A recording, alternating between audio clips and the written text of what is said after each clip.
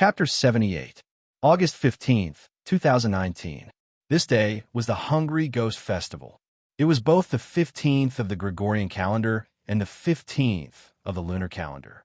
In the past, for all summoners, this day was a day worth celebrating, but today was different.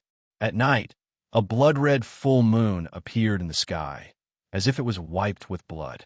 After nightfall, the sky of the fire country became blood-red under the illumination of the blood-red moon. An oppressive aura came from the sky, causing the earth to be silent.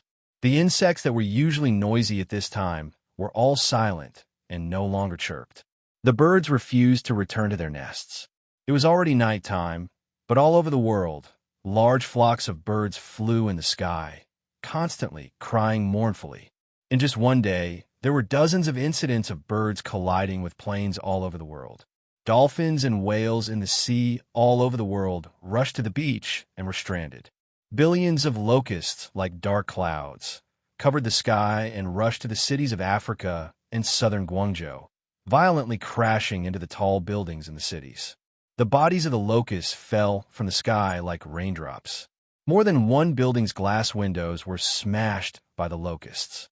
The locusts invaded the building through the broken windows, biting and slamming into the building. Many cities fell into great chaos because of the locust invasion. If you turn on the radio, television, and various online media, you would see all kinds of news that made people tremble. The previous cities that had riots reached a climax today. Various small videos spread quickly on the internet, instantly magnifying the panic of people. Europe, Asia, Guangzhou, Huaxia, Fire Country, France, Germany, Japan, Russia, the Middle East, and almost all the anti-space invasion command centers of the major countries. The presidents, prime ministers, defense ministers, and other important figures were all watching the real-time surveillance images from the satellites in fear.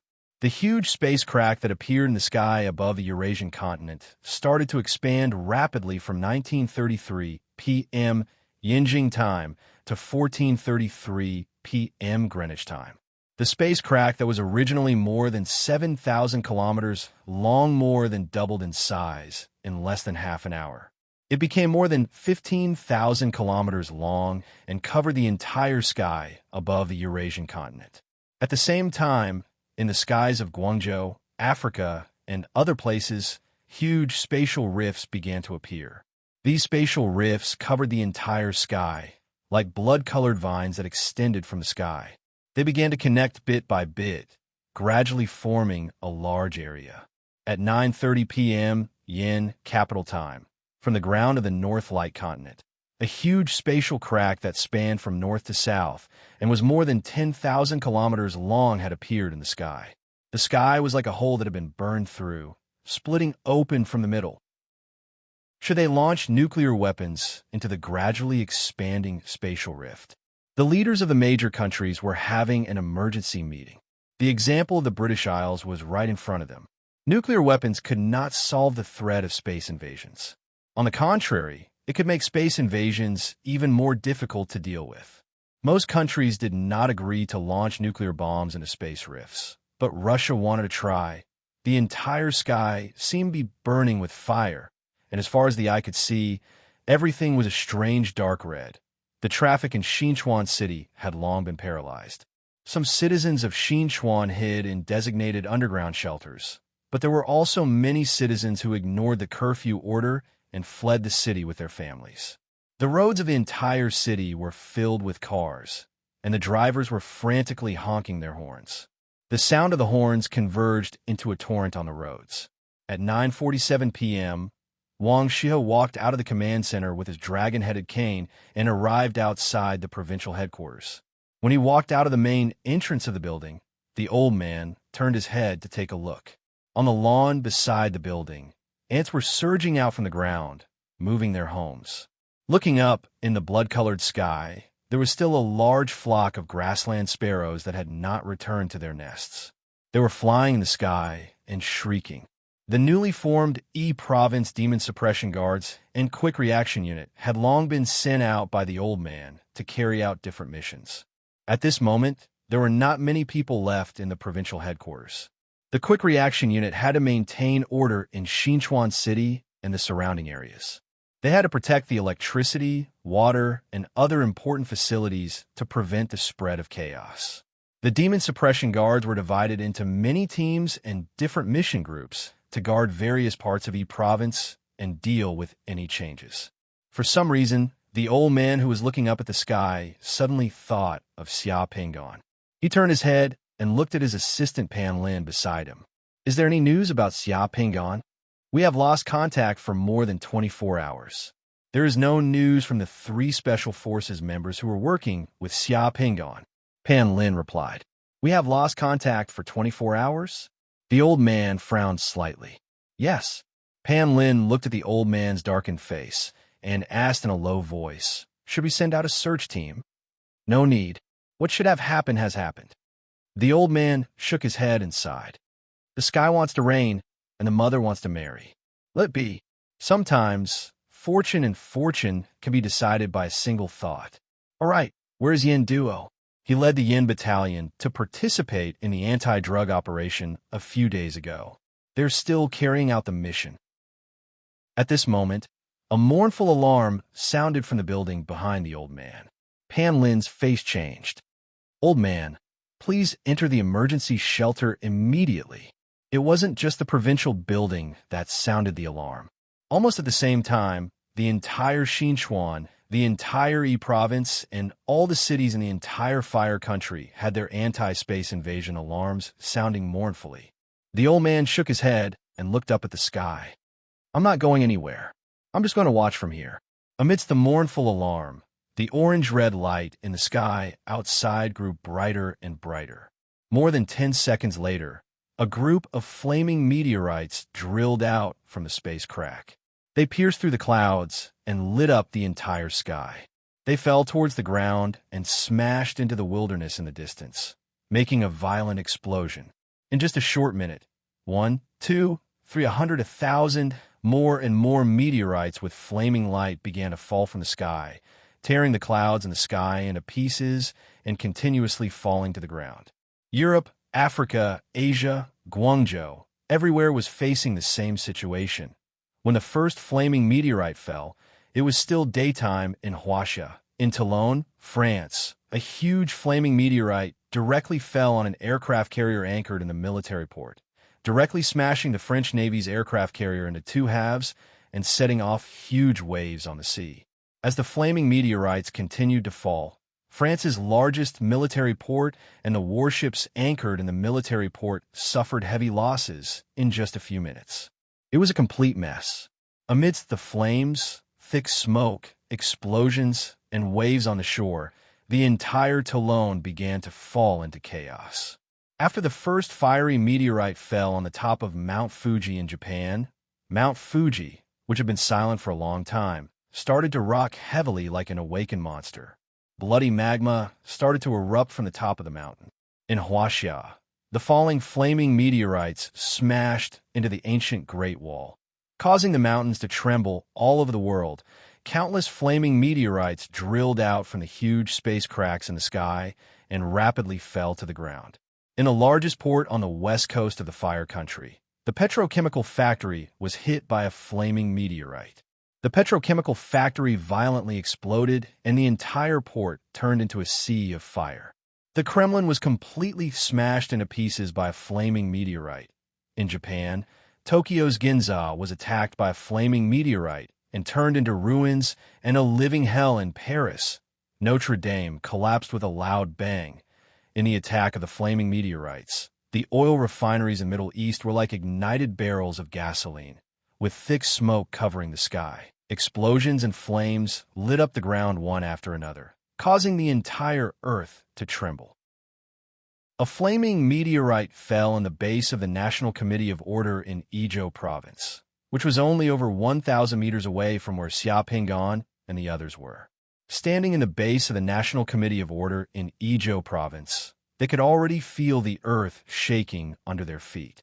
Another flaming meteorite fell in the military camp. This time, it was only 400 to 500 meters away from Xia Pingon and the others. The third flaming meteorite fell from the sky with flames and thick smoke, breaking several antennas and signal transmission towers on the top of the auxiliary building beside the provincial headquarters of the National Committee of Order. After destroying 2 floors of the building, the meteorite fell in the open space 200 meters away from the Committee of Order, causing a huge pit on the ground in a split second. The fierce explosion and the impact wave with raging flames shattered all the glass outside the provincial headquarters of the National Committee of Order. Numerous broken glass fell from the building, causing the black building to look like snow. When the shockwave and flames of the explosion were about to sweep over, the old man raised his hand, and a huge ice-blue water cover covered the entire provincial building like a huge pot lid. In the distant Xinchuan city district, when the flaming meteorites fell, it was already on fire. Thick smoke rose into the sky. In the center of Xinchuan city district, 2 300-meter tall skyscrapers that were visible to the naked eye from the provincial headquarters were cut in half by the flaming meteorites and collapsed with a loud bang. On the ground further away, anti-air missiles and anti-ballistic missiles rose from the ground. They were like scorching white arrows that were shot out from the ground, bringing with them streaks of white light as they shot toward the burning orange night sky, without any hesitation to meet the huge flaming meteorites that fell from the sky. However, the number of missiles was like a drop in the bucket compared to the flaming meteorites that fell from the sky. The entire Great Yin, the entire Guangzhou province, and almost all the countries in the world, the densely populated cities, the military bases, the ports, and almost all the other places in the world were being baptized by the flaming meteorites that fell from the sky. The earth was shaking. The buildings were collapsing. The cities groaned in pain amidst the flames and thick smoke. When the first flaming meteorite fell, Xia Pinggan was lurking like a cheetah, waiting for his prey to enter his ambush range. Xia Pinggan raised his head and looked at the sky. The crack in the sky seemed to be spraying a rain of fire. The moment mentioned by the devils I had finally arrived tonight was a night of chaos, and it was also a night of murder. Chapter 79. The forest had already been set ablaze. All kinds of animals were fleeing in panic, when another flaming meteorite flew over his head with a loud boom and landed in the valley in the distance, causing a huge noise. Watching the prey that had stepped into his trap, Xia Pinggan launched an attack without hesitation. Xia Pinggan didn't show any mercy. The moment he launched an attack, the 2 summoners who had been following him for a day were in a desperate situation. 2 large nets suddenly fell from the sky. One of them caught a tiger and 4 slave soldiers in front of it, while the other one caught the 2 summoners chasing after it in an instant. The moment the 2 huge nets fell, the 4 elite slave soldiers who had been lying in ambush in the surroundings jumped out at the same time. The elite slave soldiers didn't care about the 5 prey that were struggling in the huge net in front of them. Instead, they directly took out the javelins on their backs and threw them towards the 2 summoners in the net in front of them. The javelins of elite slave soldiers were heavy and powerful. They were human-shaped killing machines within 50 m. Elite slave soldiers. A summoner trapped in the net uttered a terrified and desperate shriek. He had never imagined that Xia Pinggan could summon elite slave soldiers. Pucci! In the shriek, 2 bloody javelins directly penetrated through the summoner's chest and abdomen, nailing him to the ground in a split second. The moment this summoner died, the 4 slave soldiers who were still struggling in the huge net almost turned into light spots and dissipated in a split second. In the large net in front of them, there was only a ferocious tiger that was constantly roaring and struggling to break out of the large net. However, the large net trapping the ferocious tiger became tighter and tighter as the tiger struggled. That ferocious tiger had truly become the prey trapped in the net. The moment the javelins approached the other summoner in the huge net, an icy blue water shield appeared in his hand, and a pair of leather armor appeared on his body. The water shield blocked the 2 javelins at once. Watching his companion being killed in a split second, that summoner had to risk his life. The moment he blocked the javelins with his water shield, he pointed outwards with one hand and roared, "Slave soldiers, With a flash of light, 12 slave soldiers appeared around him and rushed towards the 4 slave soldiers summoned by Xia Pingon. The elite slave soldier summoned by Xia Pingon had already grabbed its second javelin. It threw out 4 javelins, killing 4 slave soldiers in a split second. Before the elite slave soldier could take out its third javelin, the other 8 slave soldiers had already rushed towards Xia Pingon with their javelins. In the blink of an eye, Xia Pingon's elite slave soldier had been engaged in a fierce battle with them in a 2 versus 1 situation. The next second, after the summoner who was trapped in the net summoned his water shield, his body ignited with a ball of hot flame, directly burning the net that trapped him. Bang, bang, bang, bang. Xia Pingon rushed out from the side, the MR-98 in his hand spitting out tongues of flame as he continuously fired at the summoner who had just escaped from the huge net. 50 magnum bullets flew towards the vital parts of the summoner's body. The summoner rolled on the ground, then bounced up from the ground like a cheetah. His body curled up and twisted in the air, then stretched out the moment he landed, rolled, and fiercely pounced towards the bushes on the side. 6 bullets were fired. In the end, only 1 bullet hit the summoner's thigh, causing blood to blossom. The summoner let out a muffled groan as he dove behind the bush. His movements were slightly sluggish. Xia Pingon had already pounced over at the same time. He was in the air, and a fireball flew out, chasing after the summoner's back. The summoner waved his hand and also cast a fireball. The 2 fireballs exploded in the air, just like fireworks, and directly disappeared without a trace. The moment Xia Pingon landed, a pitch-black scimitar was already slashing towards Xia Pingon. The one holding the scimitar was the injured summoner. His eyes were fierce, his moves were deadly, and his reaction was impeccable. A kick landed on the scimitar, and the black scimitar was swung to the side, exposing the summoner's weakness. The summoner's leg was injured, so his movement speed was a bit slower. He wasn't as agile as Xia Pingon, so Xia Pingon took advantage of this opportunity and directly punched the summoner's waist, causing him to spit out blood as he was sent flying once again. Just as Xia Pingon wanted to follow up with another attack, another fireball flew towards him. The casting speed of the fallen summoner was too fast. Xia Pingon was just about to use a fireball to counteract that fireball, but for some reason, his heart suddenly tightened. Without thinking, he rolled on the ground and jumped to the side to avoid it. The fireball hit a big tree behind Xia Pingon, and the whole tree burst into flames. There was a hidden murderous intent behind the fireball, and there was also a transparent icicle like an arrow hidden behind it. That icicle was like an arrow, directly sinking half a foot into the trunk of the tree.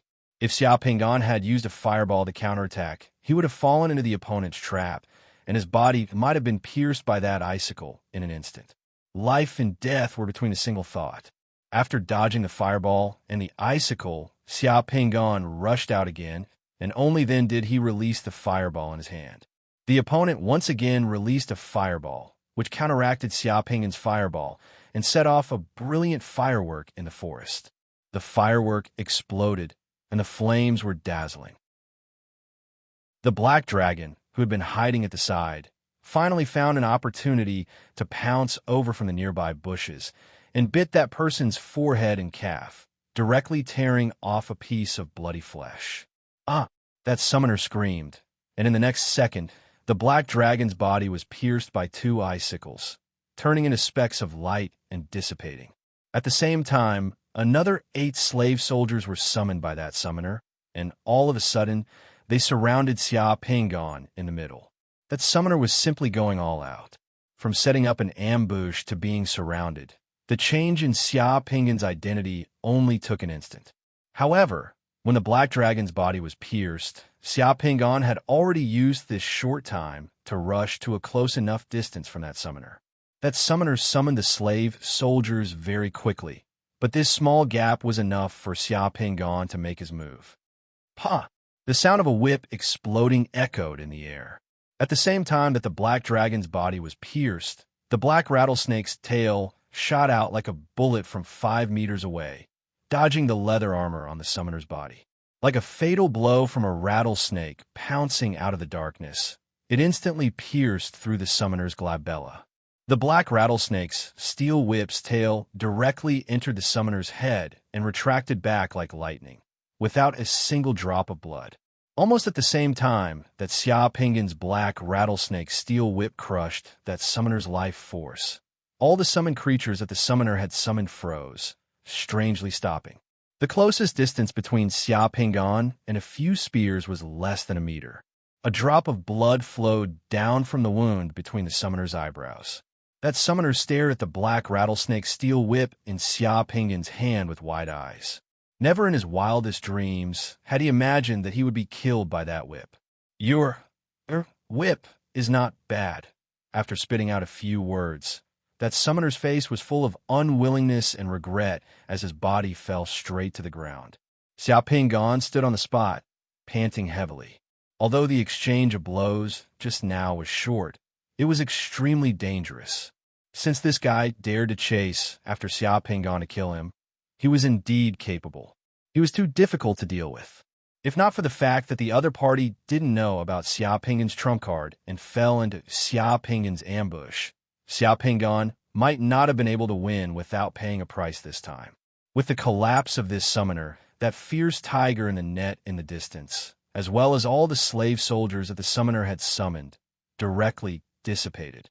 2 of Xia Pingan's 4 elite slave soldiers had been killed in the fight just now. Only 2 elite slave soldiers survived. The most powerful weapon of elite slave soldiers was their javelins. As long as their enemies approached them, they would not be able to use javelins.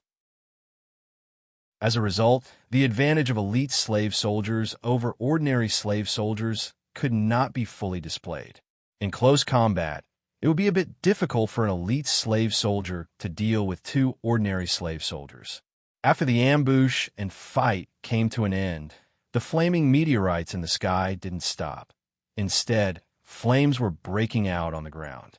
Xia Pingan raised his head and watched the flames breaking through the sky with a solemn look.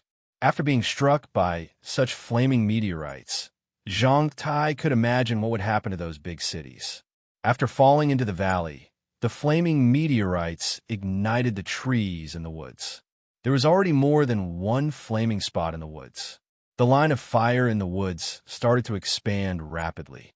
Zhang Tai didn't know how the other cities were faring, but judging from the flaming rain in the sky just now, the scope of this flaming meteorite attack and the damage it would cause might be beyond imagination.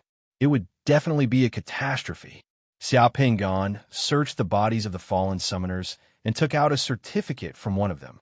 Xia Pingan's expression changed at once. That certificate was the Country of Fire's police certificate, which was the same as Xia Pingan's police certificate.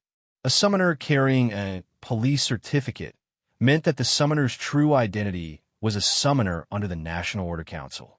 The police certificate was issued by the Donghu Province Police Department, the same place as the wanted Lin Kuan.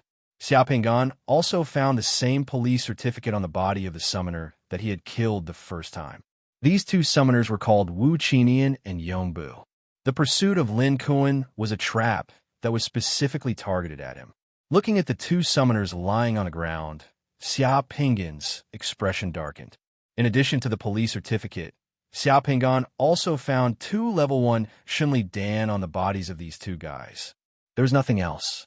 Seeing the flames spreading in the surroundings, Xia Pingan disappeared from the mountain range in the blink of an eye. Chapter 80. The road was full of potholes. The meteorites falling from the sky varied in size. When they landed on the ground, even the weakest one would leave a huge crater like a cannonball. An hour later, Xia Pingan climbed over the hill and came to the road. He trotted along the road towards Xinchuan City. The 2 elite slave soldiers and the black dragon that were summoned by Xia Pingan were still closely following Xia Pingan. Finally, Xia Pingan saw cars parked on a road through the wilderness in the mountains. It was not one, but dozens of cars. Several cars had collided on the road. A pickup truck was lying across the road, and an SUV had overturned on the road. 2 cars behind it had rear-ended it, and glass was all over the ground, blocking the road. There were trees on both sides of the road. In the section where the accident happened, All the cars were almost squeezed together. At this moment, no one could be seen in those cars. On the nearby gravel land, 100 meters away, there was a huge crater left by a meteorite. Many of the windows of the cars parked on the road had been shattered by the explosion of the meteorite. A small car was burning on the road, which was particularly eye-catching in the dark night. Xiao Pingan ran to the side of the burning car and saw that there were two people in the driver's seat and the passenger's seat. The two people had long been burned beyond recognition. They were like charcoal and could not be saved. Looking at the burning car, there was a huge crack nearly 1 meter long near the fuel tank on the side of the car that was closest to the crater. The iron sheet of the car was overturned. Looking at the crack, Xiao Pingan could infer that the reason why the car was burning was probably because it was hit by the debris of the meteorite explosion. The car exploded, and the people in the car were burned to death before they could get out of the car. The reason why the cars behind stopped here was that there was a traffic accident in front of them that blocked the road. Moreover, there were meteorites falling from the sky. Therefore, under such circumstances, the drivers could only abandon their cars and escape. This road was an ordinary road. The cars on the road could return to Xinchuan by turning around, which was better than walking. Xiao Pingan wanted to get a car. Suddenly, Xiao Pingan saw that there seemed to be someone in the driver's seat of an SUV among those cars. The person was lying in front of the broken dashboard. He quickly ran over and reached in through the broken window to open the door. There was a lot of dark red blood stains on the dashboard. The driver was a young man around 27 or 28 years old wearing glasses. His face was covered with blood stains. Xiao Pingan felt the man's pulse on his neck and found that there was no heartbeat. He then looked at the man's head. There was a thumb-sized hole on the left side of the man's forehead. The hole was facing the crater on the gravel road. He might have been killed by the flying debris or small stones when the meteorite exploded and hit his head. In this short stretch of road, 3 people had already died. Xiao Pingan shook his head. There was no one in the cars behind. Xiao Pingan easily found a pickup truck. The door of the pickup truck was open and the key was still in the car. When the owner escaped, he didn't even have time to pull out the key. Although the glass of the vehicle was broken, it could still be started. Just as Xiao Pingan was about to start the car, he heard a few crisp gunshots coming from the wilderness in the distance. Amidst the gunshots, he could vaguely hear the piercing screams of a woman in the dark night. The moment he heard the gunshots, Xiao Pingan hurriedly jumped off the vehicle and rushed towards there. The 2 elite slave soldiers and the black dragon that had already jumped into the carriage also followed Xiao Pingan and rushed over. "Demon rat, let's run." Behind a hill, a group of people were fleeing in all directions in panic. A man in a police uniform shouted as he ran and fired 2 more shots at the demon rat that was rushing towards him. In the wilderness, the gunshots could spread very far. The 2 shots only slowed down the demon rat's momentum. Given the size of a lion, the 2 wounds caused by pistols didn't cause any fatal wounds. The demon rat still rushed towards them with a more ferocious look. On the sandy ground not far away, under the bloody moonlight, 3 people could be seen lying on the ground: a woman, an old man, and a middle-aged man. The 3 of them were more than 10 steps away from each other, their bodies badly mutilated. Besides this demon rat, 2 more demon rats were chasing after them. One demon rat was lying on the middle-aged man's body. When the middle-aged man was struggling, it shook its head and bit off his neck. Closely after that, the middle-aged man's head rolled to one side with a horrified look. The other demon rat caught up with a woman who was running towards the other side in the blink of an eye. In high-heeled shoes, the woman couldn't run fast. In the blink of an eye, the other demon rat caught up with her and threw her onto the ground. In the blink of an eye, its sharp claws had torn open some terrifying deep wounds on the woman's body, exposing her internal organs. After uttering 2 miserable shrieks, the woman became completely dead. There were 3 demon rats in the wild. Their ferocious eyes and bloody claws were like a nightmare for these people who had just escaped here. The remaining dozens of people scattered in all directions in a flurried way. Some people fell onto the ground from time to time, while the woman uttered shrill shrieks. "Pa, pa, pa." As the policeman ran, he kept firing at the demon rat. In the blink of an eye, he had used up one clip of his pistol. Seeing the demon rat rushing towards him like a lion, the policeman who was changing the clip was tripped by a stone and fell onto the ground. The demon rat, which had been shot for several times, instantly charged towards him. Seeing the sharp jaws of the demon rat, which were as sharp as sawtooth, the policeman who had fallen onto the ground hurriedly dropped the clip on the ground. "It's over." The policeman who had fallen onto the ground closed his eyes hopelessly. At the moment when the demon rat was about to bite him, the policeman who had fallen onto the ground closed his eyes hopelessly. At the same time, he heard an angry rebuke. "Bastard!" The black cobra's steel whip circled in the air. Before the demon rat charged at the policeman, the black cobra's steel whip had already hit the demon rat's head from several meters away, causing it to roll on the ground for a couple of rounds as it uttered an ear-piercing shriek. The moment the demon rat fell onto the ground, it turned its head and stared at Xia Pingon. Then it bared its teeth and showed an attacking posture. Suddenly, it charged towards Xia Pingon. The brave black dragon rushed up like a lightning bolt and bit the demon rat's retreating head, causing it to bleed. The demon rat turned its head and bit the black dragon. However, the black dragon nimbly dodged it. Puff! A javelin flew from afar and directly penetrated through the demon rat's body, nailing it to the ground. The two elite slave soldiers summoned by Xia Pingon arrived. One elite slave soldier directly killed the demon rat with a javelin. At the sight of the elite slave soldiers summoned by Xia Pingon and Xia Pingon, the other two demon rats didn't escape. Instead, they bared their teeth and rushed towards Xia Pingon.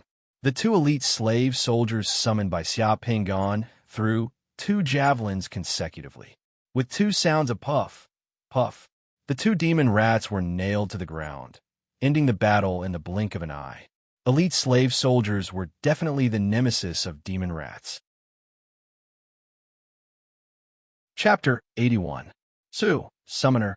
After seeing Xia Pingon kill the three demon rats with javelins in the blink of an eye, the policeman who had been lying on the ground became thrilled. His two summoned creatures were covered with a layer of faint red light. "Are you hurt?"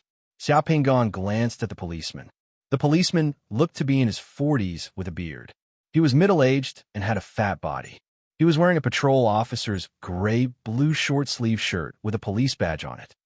I'm fine. That policeman hurriedly sprung up. "Are you a summoner of the Committee of Order?" Xia Pingon nodded. When he spoke, Xia Pingon ran his spiritual energy. The two elite slave soldiers had already rushed to the front of those demon rats and turned Xia Pingon's spiritual energy into action. They then stabbed the three demon rats with their long spears, causing them to feel a chill in their hearts.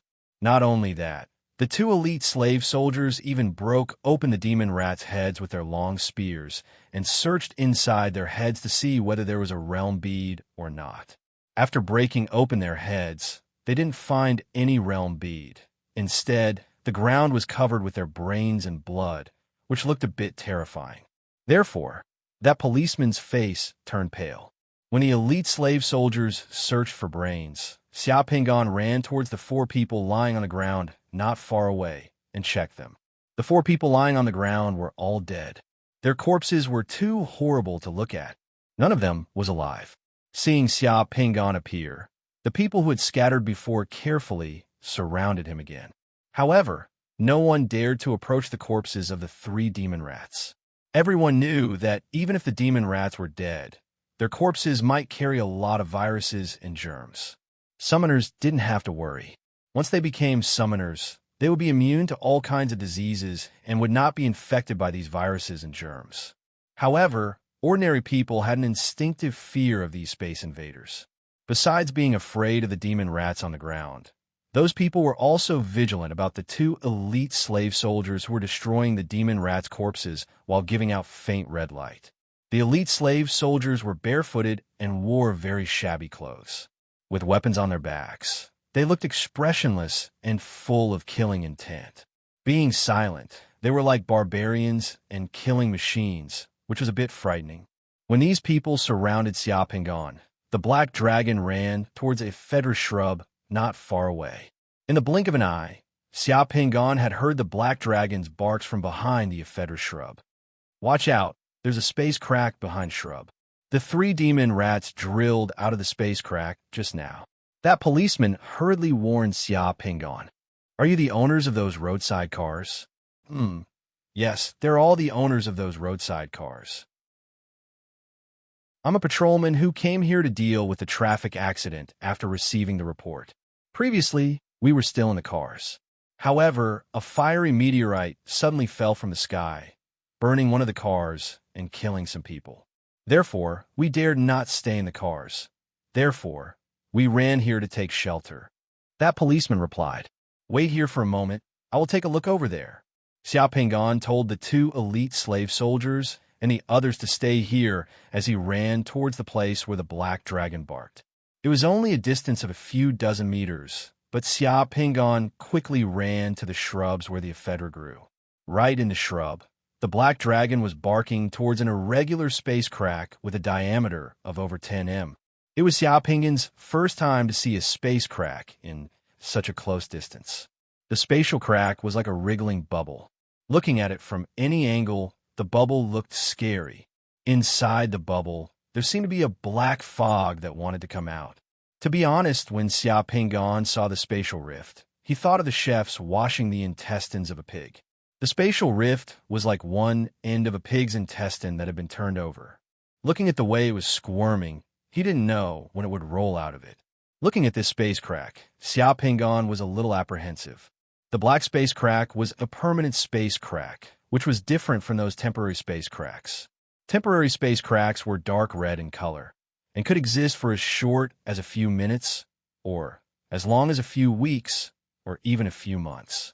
However, once a black space crack appeared, it could exist for as short as 8 to 10 years or as long as hundreds, thousands, or even tens of thousands of years.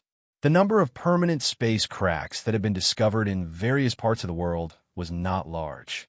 Only a little more than 100 of them had been disclosed, and they were scattered all over the world. They were heavily guarded by various countries, who had set up heavy defenses and fortresses for fear that something would escape from those permanent space cracks. Among them, the more than 10 permanent space cracks in Africa were jointly guarded by the multi-country garrisons sent by the United Nations. Unexpectedly, one had appeared in front of him. Xia Pingon picked up a stone from the ground and threw it at the space crack. Half of the stone was cut by the edge of the space crack, and it instantly turned into black mist and melted into the space crack. The other half of the stone fell to the ground, corroded by the energy in the space crack, and decayed. Only the space-invading creatures from the other side could pass through such a space crack. However, if something wanted to pass through here, no matter what it would be completely disintegrated by the space crack in the blink of an eye. Until now, Xia Pingon still did not know how Huaxia and Great Yin sent a team of 268 people through the space tunnel to the other side, and even brought them back. Although there were rumors that the price of passing through to the other side was very high. Looking at the space crack in front of him, he knew how heaven-defying it was to allow living people to pass through the space tunnel and enter the other side. He did not know how many years this space crack would take to disappear, but it was definitely the most dangerous thing to do here, because there was no telling when something would escape from this space tunnel. The black dragon was digging on the ground next to him, and it even roared to warn Xia Pingon. Xia Pingon walked over, squatted down, and carefully looked at the ground where the black dragon was digging.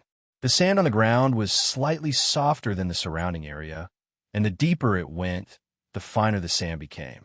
It was slightly different from the sand produced in the surrounding area. Sandworms. The image of a sandworm immediately appeared in Xia Pingon's mind. Apart from the devil rats, there were also sandworms that had invaded earlier. However, sandworms were good at hiding underground. Perhaps they were hiding somewhere nearby and were not easy to find. Moreover, he did not know how many sandworms there were, so he could not do anything about the sandworms that were hiding underground. Xia Pingon patted the black dragon's head and quickly brought the black dragon back to where the group of people were just now. There may be devil rats coming out of that space crack at any time. There are sandworms hidden underground here. Everyone should leave here as soon as possible. Xiao Pingan said to the police officer, hearing that sandworms and devil rats would come out again. Those people were so scared that their faces turned pale. Many of them ran directly to the road. The police officer swallowed a mouthful of saliva and said, "Right, I forgot to introduce myself just now. My name is Wang Feng. How should I address you?" "My name is Yin Huan," Xiao Pingan replied. At this moment, Xiao Pingan did not want others to know that he was still alive, so he made up a temporary pseudonym. Xiao Pingan also returned to the road with the rest of the people. As soon as they returned to the road, those people ran to their respective cars and started them one by one. Wang Feng came to his police car and wanted to use the radio to contact the station, but he found that the radio was noisy and could not be contacted at all. If he wanted to make a call, there was usually signal coverage in the wilderness, but at this moment, there was no signal on his phone. In desperation, he ordered the cars on the road to first pull away the cars blocking the road and restore the road to its original state. The road here was only 2 lanes. The overturned cars and burning cars had to be cleared to one side first. Officer Wang first directed the cars in front to make way for the 2 pickup trucks and off-road vehicles with winches behind them to come up. Then he used ropes and winches to drag the overturned cars up first, bit by bit. The road was a mess, and the cars that started had some small bumps. However, at this time, the people who had just experienced a disaster did not care about these things. "Officer Wang, where are you going?" Xiao Pingan asked the police officer. "I want to return to the police station. My family is still in Xinchuan. I want to go back." "We're going the same way. I want to go back to Xinchuan too," Xiao Pingan said. "Okay." Wang Feng quickly thanked him. Just looking at the 2 summoned creatures beside Xiao Pingan gave people a sense of security. Having a summoner willing to go back with him was what he wanted. At this time, a man and a woman walked towards Xiao Pingan. The man had a big belly and wore a suit. He looked to be in his 50s, and his hair was combed back. The woman beside the man was in her 20s. She wore a short skirt and was somewhat enchanting. After the man came in front of Xiao Pingan, he nodded to Xiao Pingan and directly said to Xiao Pingan, "I am a citizen and taxpayer of the Fire Country. According to the laws of the Fire Country, I am now in danger and have the right to ask the Committee of Order for protection. Aren't you a summoner of the Committee of Order? Now, please protect me and my family and send us out of here." Xiao Pingan glanced at the man. Just now, in the wilderness, the man was so scared that his face turned pale and he trembled as he walked.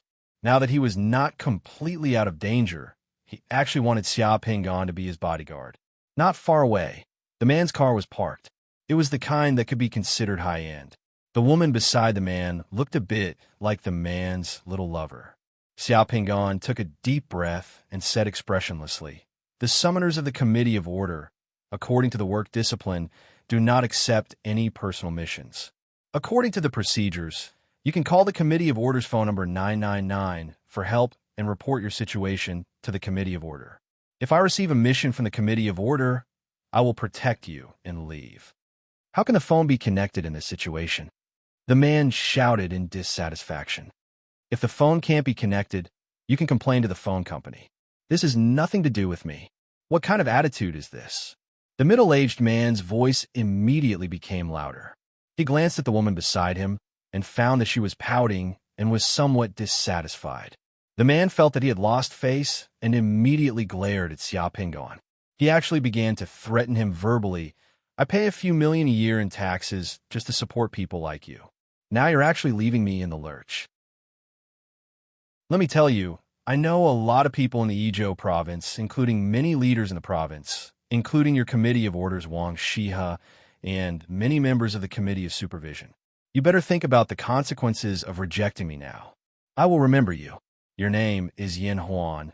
Be careful of me. The summoners of the Committee of Order rely on their own abilities to make a living. The money I earn has nothing to do with you. It's the country's reward for buying our labor and ability. You are welcome to complain to the Committee of Order and the Committee of Supervision about me." Xiao Pingan curled his lips and turned to leave. You're still being arrogant. What's so great about you? You know what it means to respect the old and love the young. I haven't finished speaking. Why are you leaving? The man saw Xiao Pingan turn around and reached out to grab Xiao Pingan's clothes. Woof! The black dragon beside Xiao Pingan saw that the man actually dared to reach out to Xiao Pingan and grab his clothes. It immediately became angry and rushed over, biting the man's calf fiercely. The man screamed and was suddenly pulled to the ground by the black dragon. He hugged his leg and wailed. He screamed at the top of his lungs, "Murder, murder! This summoner is using his dog to commit murder. You guys be my witnesses. I want to sue him."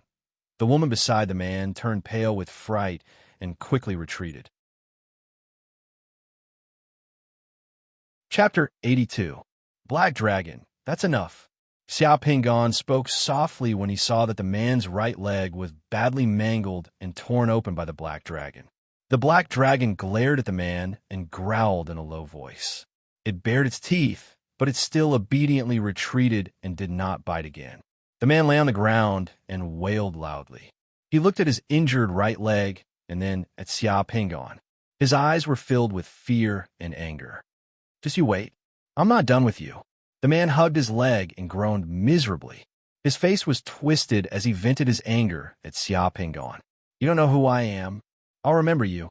You let your dog commit murder. Don't think that I can't deal with you just because you're a summoner. I have plenty of money, woof." The black dragon barked and bared its teeth. It wanted to pounce on him again. When the man saw that the black dragon wanted to pounce on him again, he was so scared that he quickly shut his mouth. He rolled on the ground and stumbled to his feet. "Officer, this person let his dog commit murder. It has hurt me. I want to call the police now. Aren't you going to do anything?" The man said loudly to Officer Wong. Officer Wong also looked at the man speechlessly and replied coldly, "The police can't do anything about summoners. You can file a complaint. Just you wait." The man was still venting his anger. At this moment, Xiao Pingan seemed to feel something. He suddenly turned his head and looked in the direction of the ephedrite shrubs a few hundred meters away. His expression changed.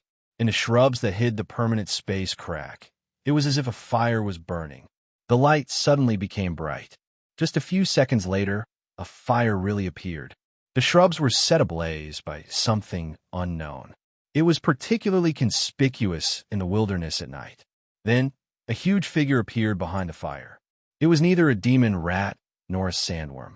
It was a monster that was nearly 3 to 4 meters tall. Its back was bulging, and its body was nearly 8 to 9 meters long. At first glance, it looked like a giant steel spider. It had 8 legs, a pair of giant pincers, and its body was covered with black, hard scales. There were flames burning on the scales. That thing was simply like a tank. "Devil fire spider." Xiao Pingan was shocked. These words flashed through his mind. Xiao Pingan had seen this illustrated handbook of Space Invaders in the Committee of Orders data. In the Committee of Orders classification of Space Invaders, as long as a magic fire spider appeared, the lowest level of Space Invaders would be G-class. This was enough to show the danger of these Space Invaders. The magic liquid spiders often appeared together with the magic fire spiders. These two invading creatures looked very similar. Although their attacking methods were different, they were both very difficult to deal with. "Everyone run!" Xiao Pingan shouted at everyone on the road. Only then did those people who were stunned come to their senses and quickly run away. Magic fire spiders were born with the ability to use fire. They were completely immune to all kinds of fire damage. Therefore, spells such as the fireball skill were useless against magic fire spiders. In addition to their immunity to the fireball skill, the magic fire spider's body had a layer of scales that was as hard as alloy steel. The Committee of Orders Monster Atlas had tested the defensive ability of the magic fire spider scales. The defensive ability of the normal magic fire spider scales was equivalent to 120 millimeters to 180 millimeters thick homogeneous steel plates. Normal bullets, rifle grenades, and grenades would be like tickling the magic fire spider. To deal with magic fire spiders, tanks, RPG rocket launchers, heavy artillery, and individual missiles were all good things. However, the prerequisite was that they could hit their target. These things moved too fast and were sensitive to the environment. There were two kinds of summoners who could deal with magic fire spiders. One was a summoner whose physical strength was above the 1 yuan realm and who had a magic weapon. The other was a summoner who had mastered some powerful summoning skills. If these conditions were not met, other than ganging up on a magic fire spider, the best choice was to run away. Magic fire spiders were not without weaknesses. They looked strong, but they also had a weakness, which was that they were afraid of water. If you had the ability to make the magic fire spider stand still and spray it with a high-pressure water gun, you might be able to kill it with the high-pressure water gun. Xiao Pingan was not the only one who saw the magic fire spider. Others also saw it. The moment the magic fire spider appeared, someone in the nearby crowd screamed. The people who were already in the car did not care. They started the car, stepped on the accelerator, and rushed forward. More than half of the cars in front of them were pushed out of the way and fled. Those who did not get in the car panicked and ran in all directions or ran to the car. Wait for me, UB*TCH. The man whose leg was bitten by the black dragon screamed with a pale face. He wanted the woman beside him to wait for him, but the woman directly left him, ran to the car, and drove away. The man could only limp in the direction of Xia Pingan. Even if he was running for his life, he still felt that it was safer to follow a summoner.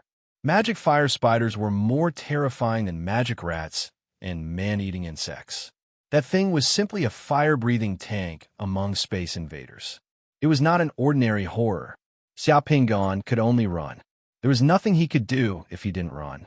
He only had 2 offensive summoning spells.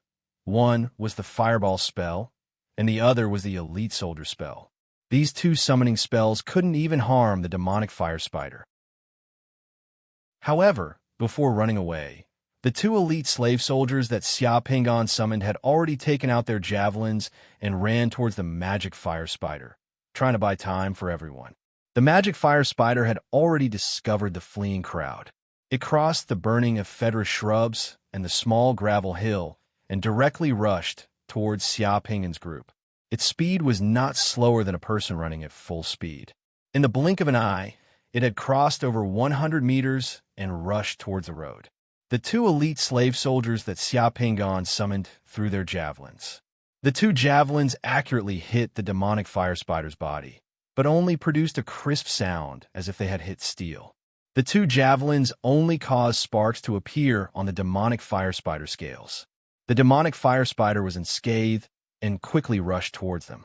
Under the command of Xia Pingan, the 2 elite slave soldiers jumped and ran towards the demonic fire spider from 2 directions, one from the left and one from the right, to create time for the others to escape.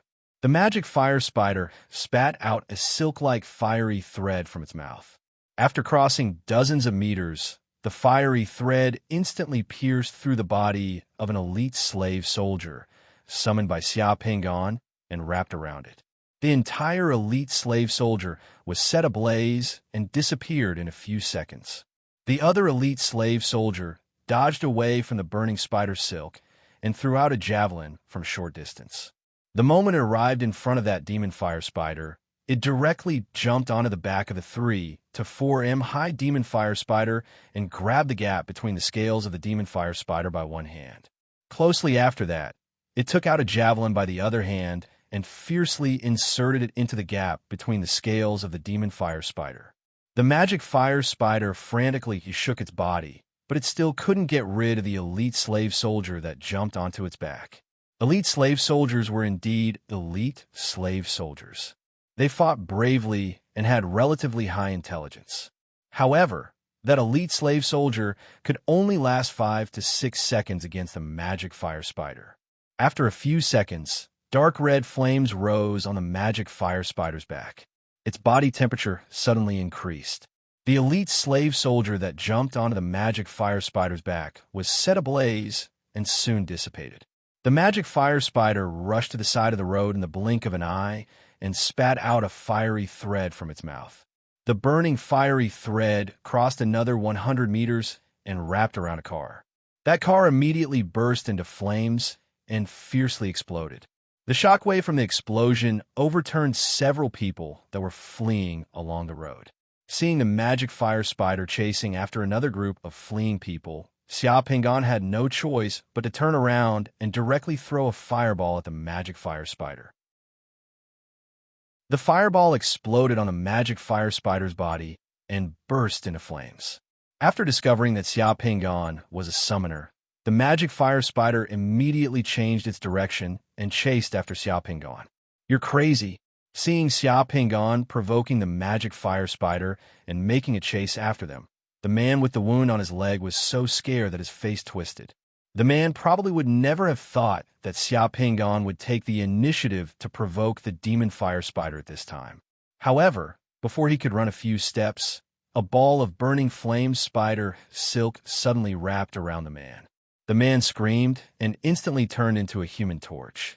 The demonic fire spider rushed over and pulled the burning man into the air, swallowed him, and continued to chase after Xiao Pingan.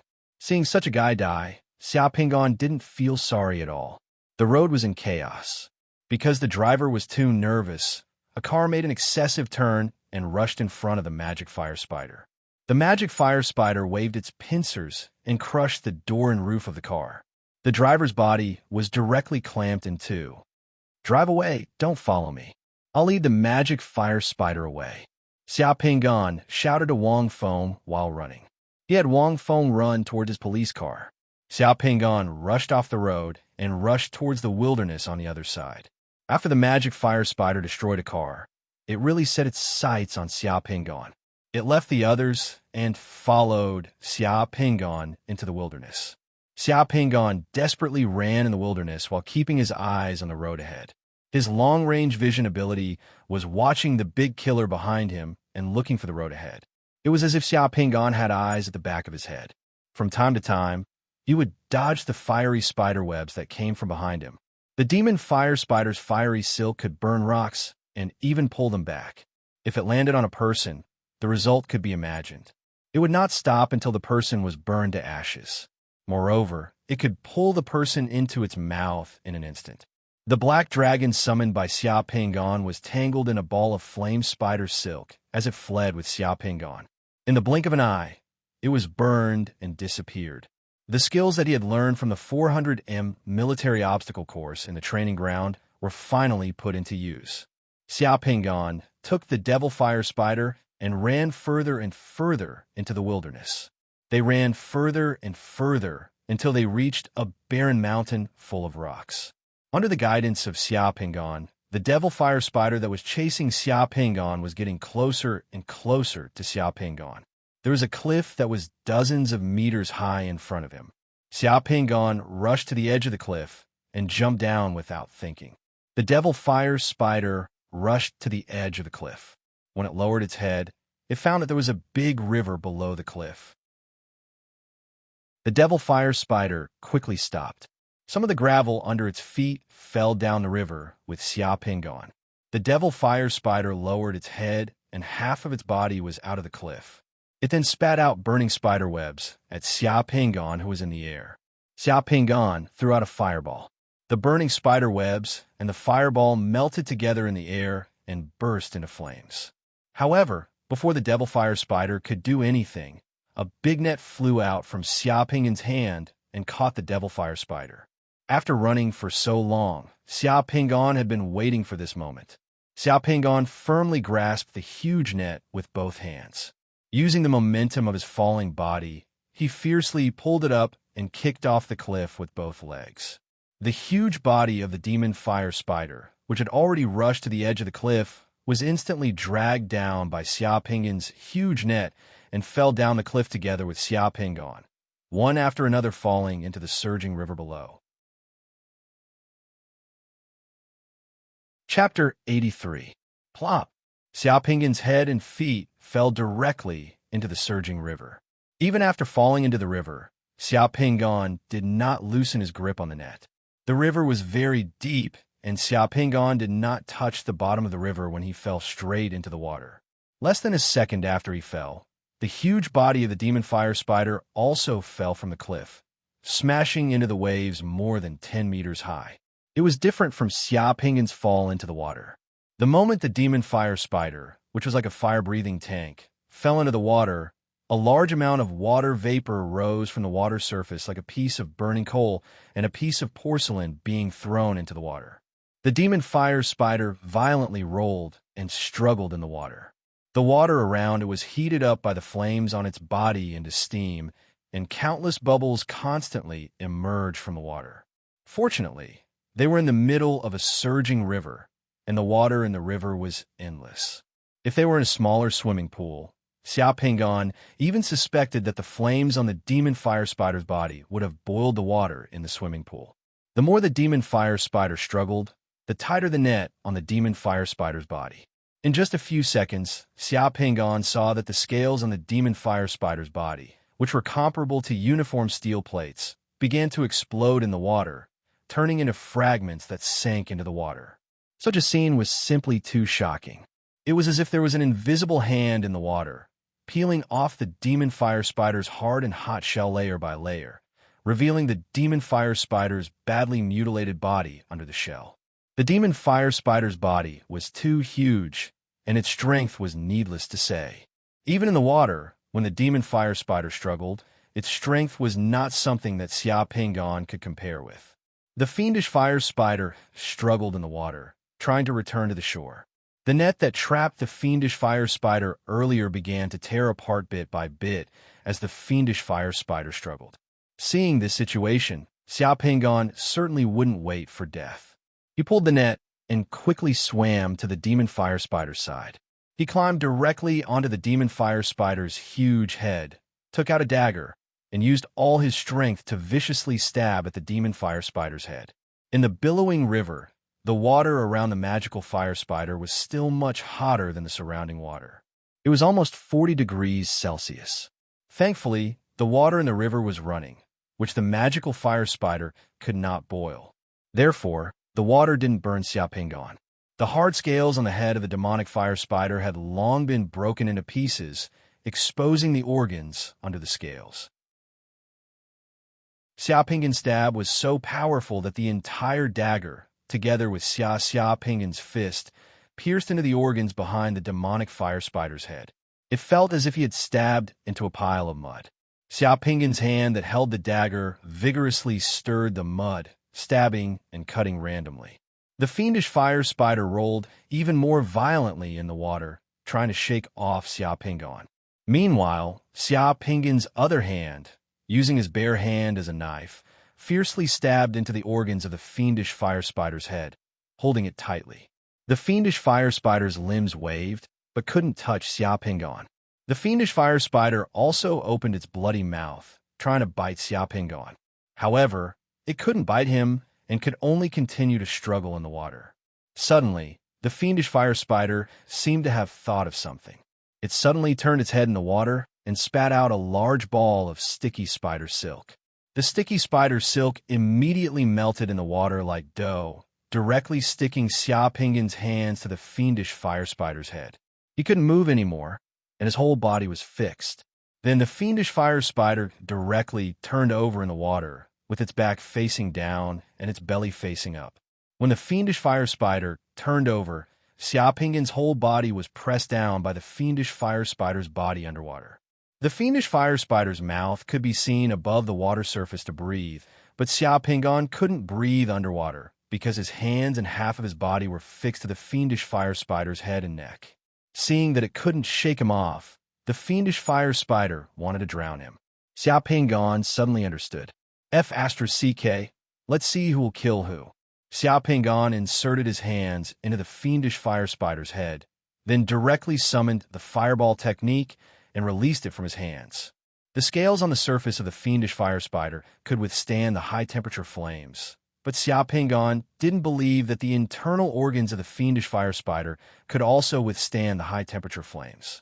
The demonic fire spider's body under the water instantly turned red as it desperately pressed Xiao Pingon to the bottom of the river. Mud rose up from the river, causing the water to turn turbid. In the turbulent river, Xiao Pingon, who was fighting with the fiendish fire spider, suddenly bumped into a huge floating log. The huge pressure and impact caused him to feel his whole body shake. His vision turned black, his throat became sweet, and he fainted. At daybreak, Xiao Pingan opened his eyes on a riverbank north of Xinchuan City. After opening his eyes, Xiao Pingan looked around and found that his hands were still holding the fiendish fire spider's huge head. The terrifying fiendish fire spider from last night was now soaked in the water. Half of its body had been burned and was already cold. The dough-like spider silk that stuck to his hands last night had probably been soaked in the water for too long. At this time, it had also disappeared without a trace. Only a small trace of mucus could be seen. However, the huge body of the cold, fiendish fire spider was like a water monster that had come out of nowhere. It was still a bit frightening. There was a river bank next to the river bank, which was covered with lush water grasses and reeds. Zhang Tai and the magical fire spider were right beside those water grasses and reeds. Below them was a shoal covered with cobblestones. It was good that he was alive. In the distant Xinchuan city, thick smoke was billowing. Violent gunshots and explosions were reverberating in the air. The gunshots immediately made Xiao Pingan extremely alert. Xiao Pingan lay down for a while to recover his physical strength. When his mind was completely clear, he endured the discomfort in his body, clenched his teeth, and slowly stood up. He wanted to leave the riverbank. Last night, Xiao Pingan still felt that his back was somewhat weak. His bones were aching and his qi and blood were stagnant.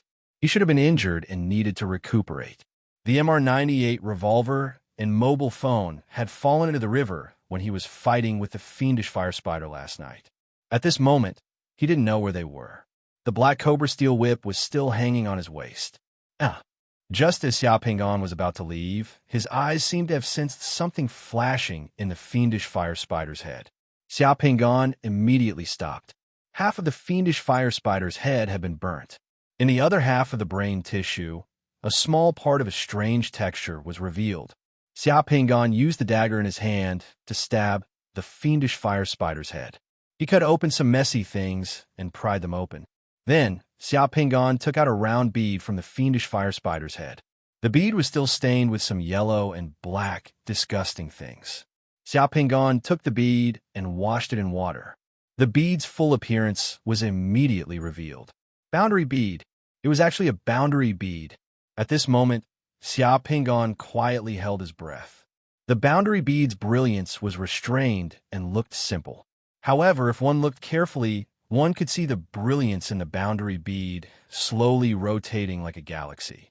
In the galaxy, there were two Xiaozhuan characters, Cang Jie. It was actually Cang Jie. Xiao Pingan was shocked, followed by ecstasy. This boundary bead was not an ordinary boundary bead. According to the information that Xiao Pingan had read about boundary beads of summoners, boundary beads with the words Cang Jie written on them were the most precious boundary beads. It was also one of the most difficult boundary beads to obtain. Its value was immeasurable. In terms of preciousness, this boundary bead was even more precious than 10 treasure boundary beads added together. It was called the crown of boundary beads. The reason why Cang Jie boundary beads were so precious was that after fusing with Cang Jie's boundary beads, the fusing summoner could master powerful and mysterious holy text. Chapter 84. Divine runes were one of the most mysterious and powerful skills that a summoner could grasp. Divine runes could be used through all sorts of carriers and objects, allowing a summoner's summoning techniques to have many variations and greater power. In addition, the most important ability of this realm bead was that it allowed a summoner's secret mandala to display many mysterious and powerful effects. Amongst the summoner community, there was even a saying that a secret mandala that didn't fuse with a divine runic realm bead was an incomplete secret mandala. Some people even considered the divine runic realm bead to be the most important soul realm bead and ruler realm bead of a secret mandala. Amongst all summoners, from ancient times until now, this realm bead had always been one of the realm beads that all summoners wanted to fuse with. After different summoners fused with this realm bead, they would obtain different amounts of divine force points. The lowest would be 20 to 30 points, and the highest would be 50 to 60 points. No one knew just how much divine force this realm bead could provide, and there was no public record of a perfect fusion with this realm bead. Many summoners called those that could fuse with this realm bead divine runic summoner. Xiao Pingan knew that the reason this Tsang Jie realm bead was so special was because Tsang Jie was the god of Chinese characters. In history, he had many titles. Tsang Jie was the first person to create characters in the history of China and was also the first historian of the Yellow Emperor. He was the founding ancestor of Chinese historians, the recorder and witness of Chinese civilization. At the same time, Tsang Jie was the first person in China to be called a teacher and was also the first person to be conferred a saint. It was said that Tsang Jie was the first one to receive the Luo Shu in the river map, Luo Shu. After becoming a summoner for so long, no realm bead had ever dropped. Xiao Pingan didn't think that the first realm bead he would drop would be the rare and precious Tsang Jie realm bead. Xiao Pingan couldn't find the words to describe the excitement in his heart. Indeed, after surviving a great disaster, one was bound to have good fortune. The roaring sounds of fighter jets cutting through the skies caused Xiao Pingan to quickly put away the realm bead in his hand. Xiao Pingan looked up and saw two fighter jets flying towards Xinchuan City at an extremely fast speed. In Xinchuan City, guns and cannons roared, and from time to time, violent explosions could be heard. Xiao Pingan glanced at Xinchuan City with his remote vision ability and was immediately shocked by the scene in front of him. At this moment, Xinchuan City was filled with devil rats, devil fire spiders, and devil liquid spiders. Many streets had become battlefields. At this moment, apart from the troops of the Yizhou Committee of Order, an armored regiment, and a mechanized infantry regiment of the 87th Legion stationed in the outskirts of Xinchuan City had already entered the battle. The Air Force had also joined in. Tanks, armored vehicles, and self-propelled artillery had already arrived in the city and were fighting the invading creatures. The soldiers participating in the battle made use of the buildings, and cars on the streets to form lines of defense and positions. Countless bullets whizzed through the city every second. Under Xiao Pingan's gaze, he saw a team of heroic soldiers taking turns to provide cover as they rushed towards a devil fire spider. When two soldiers were burned to ashes by the devil fire spider's fiery spider silk, a soldier seized the opportunity and suddenly came out from behind a car and blew the devil fire spider into pieces with a shoulder-mounted anti-tank missile. In another alley, a squad of soldiers blocked two devil rats. Under the roar of the squad's machine gun, the two devil rats were shot into sieves. However, a soldier was still pushed to the ground by a devil rat that rushed in front of him, and his neck was bitten off. Fierce battles took place in various parts of the city. However, in the center and southwest of Xinchuan City, there were two huge permanent spatial rifts over 100 meters in diameter. The tanks and combat vehicles that had entered the city had already set up two positions around the two huge spatial rifts. Magic rats, magic fire spiders, and magic liquid spiders were constantly rushing out of the two spatial rifts in the face of the rain of bullets. The explosions of tanks, self-propelled artillery, rocket launchers, and laser-guided bombs had already turned the two blocks that had exited the permanent spatial rifts into ruins. Similarly, many corpses of soldiers were also scattered on the streets of the city. The wreckage of destroyed armored vehicles was also burning on the streets. Devil liquid spiders that were similar in size to devil fire spiders were rapidly crawling on the streets of ruins. The threads of devil liquid spiders were covered with thick mucus. When the threads and mucus fell on the tanks and armored vehicles, they could completely corrode the armor of those vehicles and cut them apart. Xiao Pingan then used his remote vision to look at the provincial base of the Committee of Order. Compared to the city of Xinchuan, the provincial base was in an even more miserable state. The black provincial building had already been torn apart, and everywhere was a twisted, collapsed, and melted steel structure skeleton. It was as if it had been blasted, and no one could tell what it originally looked like. Underneath the provincial building, there was a huge, pitch-black crater with a diameter of more than 10 meters. Half of the auxiliary building next to the provincial building, which was the base of the E Province Demon Suppression Army, had also collapsed. All the glass was shattered. This scene made Xia Pinggan's heart tremble. With such a violent explosion, if there were still people in the provincial base at that time, they might not have survived. The base of the Rapid Reaction Corps, behind the provincial base, was also in a mess. The base of the Rapid Reaction Corps was already empty. There were barely any intact buildings or people. On the empty ground outside the provincial building, there were over 100 devil rats and over 10 devil fire spiders scattered about. At this moment, there was not a single person on the ground of the Committee of Orders provincial base. As far as his eyes could see, the entire Xinchuan city had been completely turned into a battlefield. The violent sounds of gunfire and explosions from afar made Xia Pinggan not stay here for long. After putting away the realm bead, he endured the discomfort on his back and staggered towards the reed field from the riverbank. This river flowed from north to south through Xinchuan City. This place was already the outskirts of Xinchuan City. Today was only the second day of the Holy Arrival, and everything had changed greatly. Everything that happened last night was just the beginning. It was really hard to imagine what would happen in the future. After passing through the wild reed field, there was a suburban villa area close to the riverbank. This riverbank was inside the villa area. At this moment, there was no one in the villa area. A Falcon-armed helicopter had crashed on the grassland outside the villa area, leaving only a pitch-black wreckage behind. Dozens of meters away from the crashed helicopter was a huge crater left by a fiery meteorite. The grassland around the crater was scorched black. Several oak trees near the crater had fallen to the ground and were charred black. Chapter 85. Xia Pinggan observed the surroundings and quickly ran towards the crashed helicopter. Inside the charred helicopter, there were 2 charred corpses on the pilot and co-pilot seats. There were no other weapons or supplies that could be used. On this grassland, the distant Xinchuan city could be seen more clearly. The morning sun rose as usual, but Xinchuan city was shrouded in thick smoke. Plumes of black smoke rose into the sky from the city. Now, many burning buildings could be seen, and many high-rise buildings were shattered. After 2 days of continuous fighting in the wild and experiencing several fights, Xia Pinggan's body at this moment was exhausted. He also suffered heavy injuries.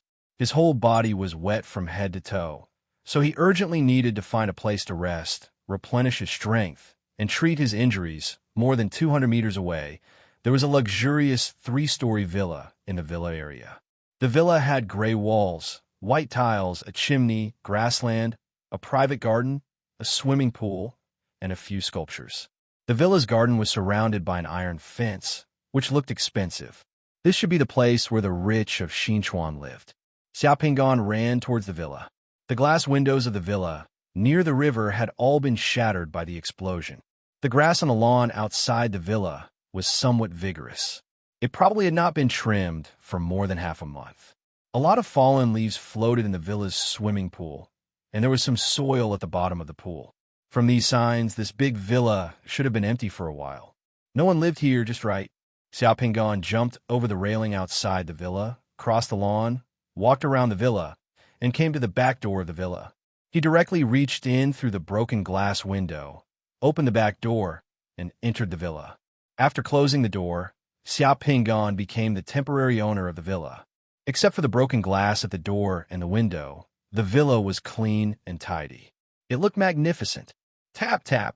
Xia Pinggan tried the villa's switch and found that there was no electricity in the villa.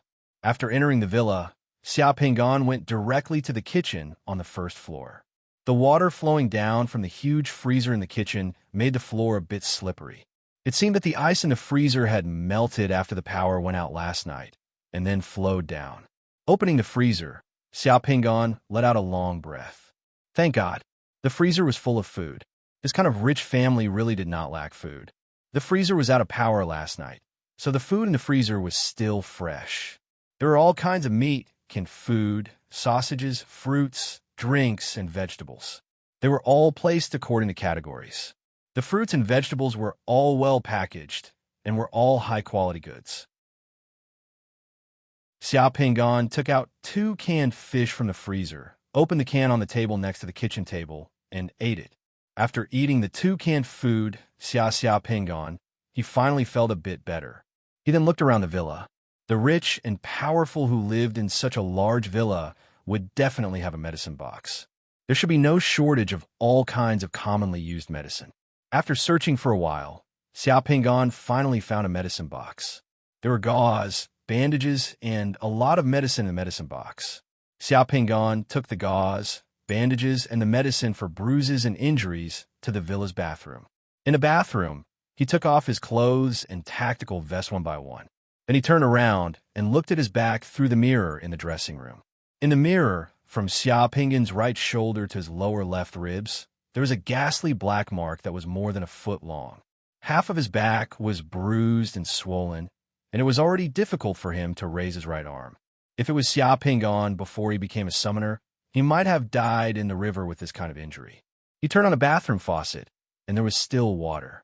There was still some sand on his hair and body. His clothes and shoes were wet and uncomfortable. Xia Pingon took off everything on his body and took a shower in the bathroom. After taking a shower, Xia Pingon had no one to help him. He could only unwrap the bandages himself and apply the external medicine to the bandages. Then he bit the bandages with his teeth and wrapped the bandages around the wounds with great difficulty. After using more than 10 minutes to finish all this, Xia Pingon was already sweating profusely.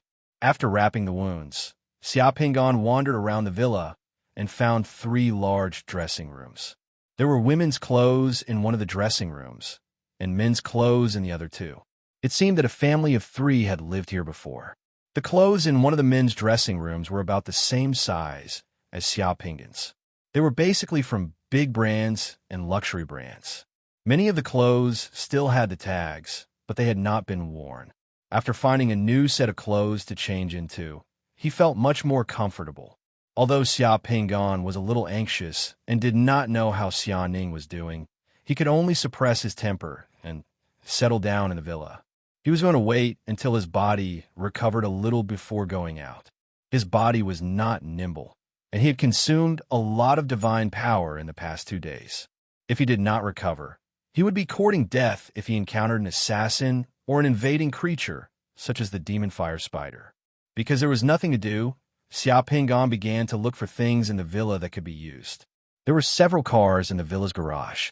They were a Rolls-Royce, a Porsche, and a motorcycle. This configuration was definitely the standard of a rich man in Ezhou. In the villa's basement, Xia Pingon also found a shotgun and several large boxes of shotgun bullets. There was also a wilderness survival backpack and a hunting knife. It seemed that the original owner of this place was very fond of hunting. In a bedroom, Xia Pingon also found monocular and some batteries. There were also 2 unopened new cell phones and a few SIM cards. In a study of the villa, Xia Pingon also found 2 samurai swords and some Chinese handicrafts that the original owner had collected. The handicrafts were all strange things such as masks, ivory, and cow horns. There was a lot of food and drinks stored in the villa, so there was no need to worry. There were also some other miscellaneous items. The money that was left at home was also more than $300,000. In the utility room where the lawnmower was stored, there was also some fertilizer and some miscellaneous items. There was also a backup generator and some gasoline in the villa. There was a private fallout shelter under the villa. If the generator was running, it could provide electricity to the fallout shelter and the villa. In the afternoon, while his body was recovering, Xia Pingon took out some gasoline from the villa and found some bottles in the kitchen.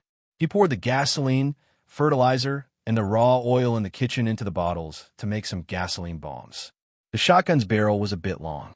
Xia Pingon directly used a saw to cut the shotgun's barrel in half to make it easier to carry. For the entire day, the sound of gunfire from the direction of the city did not stop. However, this community was in the suburbs. Other than the military helicopter that crashed in the community last night, it was very quiet here. After working until the evening, he ate some food and felt a bit better. Xia Pingon directly went to the fallout shelter connected to the basement of the villa. He locked the door of the fallout shelter and then began to fuse with the boundary bead that Song Jie created in the fallout shelter. As long as he was not unconscious or mentally weak, it would not affect the fusion of the boundary bead.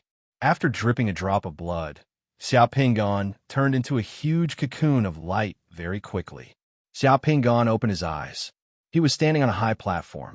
The high platform was surrounded by beautiful mountains and rivers. The beautiful mountains and rivers were right in front of him. In front of him, there was a tall and upright figure. The figure stood in front of him and looked at the mountains and rivers. A yellow dragon coiled around the arm of the tall and straight figure. The yellow dragon was only as thick as an arm, but it had distinct scales and horns. It circled around the figure, flying up and down in a very mischievous manner. A dragon. It really was a dragon. Xiao Pingon was greatly shocked. The tall and upright figure in front of him did not turn around but spoke. "Songjie, you have great talent. As my scribe, you have tied ropes to record things for many years. However, as time passes, those ropes will rot and break. There are too many ropes in the warehouse. Perhaps you have forgotten what the ropes you tied represent. I have forgotten as well. It is even more impossible for the future generations to remember. Yesterday, you told me that you have learned something from the book. The day before yesterday, you told me that you obtained the Book of Luo by chance and gained enlightenment from it. You realize that the sun and the moon all have their own trajectories. Birds, fishes, and insects all have their own shapes. Hundreds of beasts leave different footprints wherever they go. You wanted to express the great Tao of heaven and earth with symbols, which are called words. It's like a simplified rock painting, but it's even simpler than a painting. Words can be carved on rocks and objects, and they won't rot even after 10,000 years. They can record everything. That way, you can record everything and let future generations know. I think your idea is pretty good. In the future, you can create your words on Phoenix Stage so that the descendants of the Yin Huang tribe can know just what we did countless years later and just what sort of dangers and sacrifices we went through to create such a huge home and protect this beautiful land. As soon as that person spoke, Xiao Pingon knew that it was the Yellow Emperor. Creating words? It might be difficult for others, but for Xiao Pingon, it was a simple matter. Xiao Pingon's favorite thing in his previous life was to figure out why words were written the way they were written. Ever since he was in middle school, he had flipped through books such as The Sea of Chinese Characters, Dictionary of Variant Characters, and Shaw Wenjiezi. To Xiao Pingon, Chinese characters were the most beautiful words in the world. They were the most ancient and mysterious symbols. According to the information that Xiao Pingon had learned, when other summoners in this world fused with the divine runic master's realm pearl, the words they created should be the words of this world. As long as they could form a system, it seemed like they could also fuse successfully. Moreover, the divine runes they obtained would be very strange and had different uses. The divine power they obtained would also be very different. He just did not know if his own divine runes and the divine runes of this world would be more powerful if he created the original Chinese divine runes. Chapter 86. When the world of Songjie's realm pearl shattered, Xiao Pingon's consciousness returned to the summoner's secret mandala, the shrine. The shrine had changed so much that even Xiao Pingon was shocked. It had expanded by more than 10 times, and had become incomparably magnificent around the shrine. There was a huge golden relief sculpture that was 70 to 80 meters tall and hundreds of meters long. The relief sculpture was made up of countless ancient Chinese characters. When the Chinese characters were stacked together, it was like a golden mountain that surrounded the core area of the shrine. At the bottom of the golden relief sculpture, in Swearin, there was a sculpture behind the Chou clan and Shinon clan. It was the scene of Songjie creating words on the Phoenix Stage. In the relief sculpture, Songjie was sitting cross-legged on the Phoenix Stage. He was holding a jade all in his hand and was carving the words he had created on the stone. Then, the Yellow Emperor summoned all the tribe leaders of the 9 prefectures to the Phoenix Stage to learn the words. When the tribe leaders of the 9 prefectures came to the Phoenix Stage to learn the words, a vision of heavenly rain millet, hidden dragon ghost cry, appeared on the Phoenix Stage. All the tribe leaders who came to learn the words looked at each other in shock. The external record said, Songjie had holy virtue and was born with the ability to write. He ascended the Yangshu mountain and stood beside the Yuanhu water.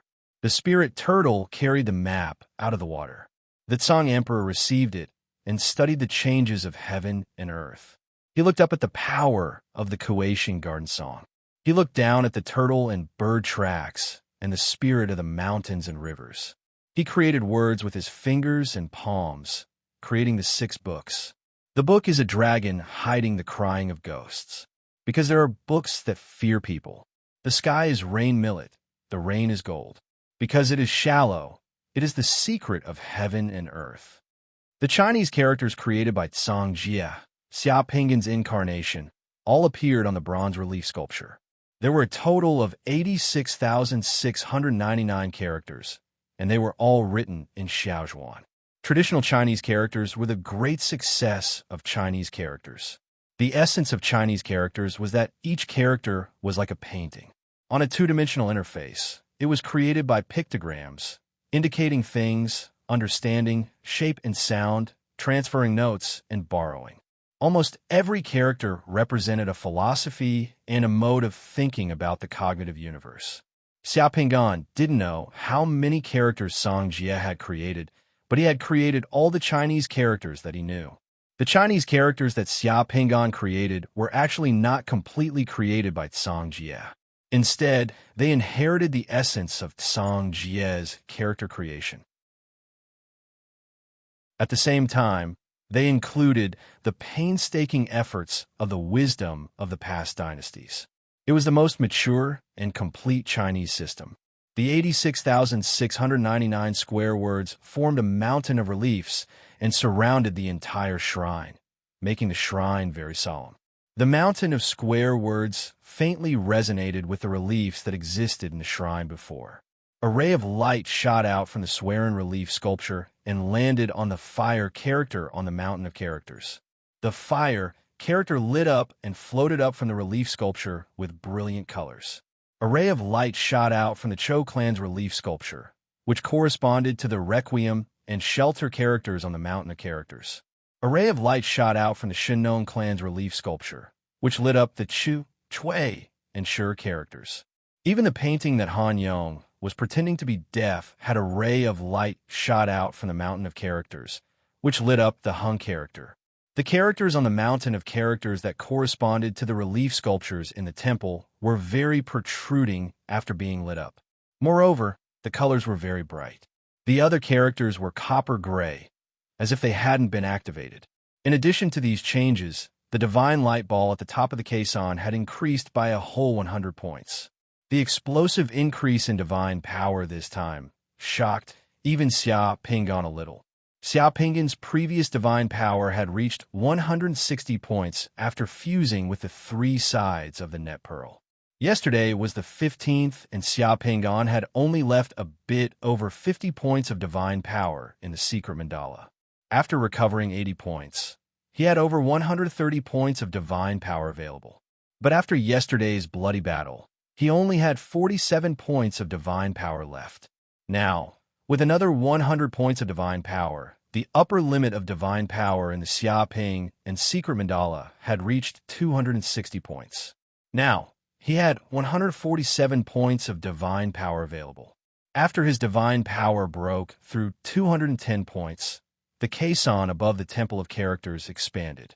The caisson was raised a level higher, and a mysterious pattern appeared around it. This change seemed to be related to his body breaking through to the one essence boundary.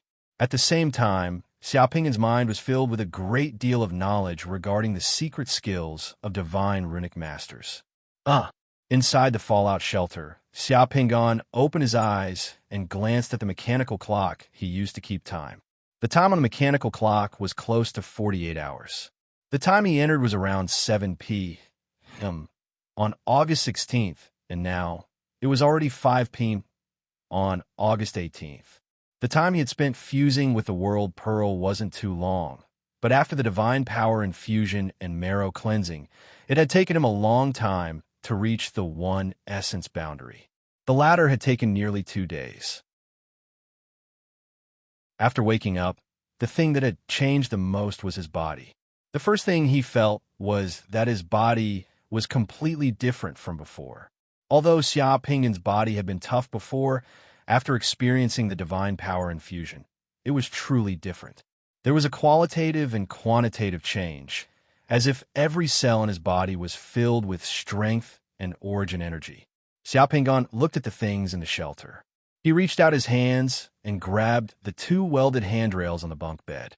However, as he exerted his strength, the two metal handrails, which were not very thin, slowly deformed. Xia Pingan completely pulled them apart with both hands, revealing a huge gap. Xia Pingan's fist hit the steel wall of the shelter. The steel wall made a muffled sound, and suddenly a faint dent was made in the wall by his punch. Xia Pingan looked at his hands, which were normal, and sucked in a breath of cold air. Previously, he had thought that a summoner's Yunyuan realm body would at most be a little stronger than 200 divine power infusion, but he had not expected it to be so much stronger. After this divine power infusion, he really felt that his body was completely different from before. No matter how strong his body was before, it still seemed to be in the category of mortals, just a little protruding. At this moment, his body seemed to be beyond the reach of mortals. Just like before, the first thing he felt when he woke up after fusing with the realm bead was hunger. Xia Pingan left the sanctuary and went to the kitchen to find something to eat.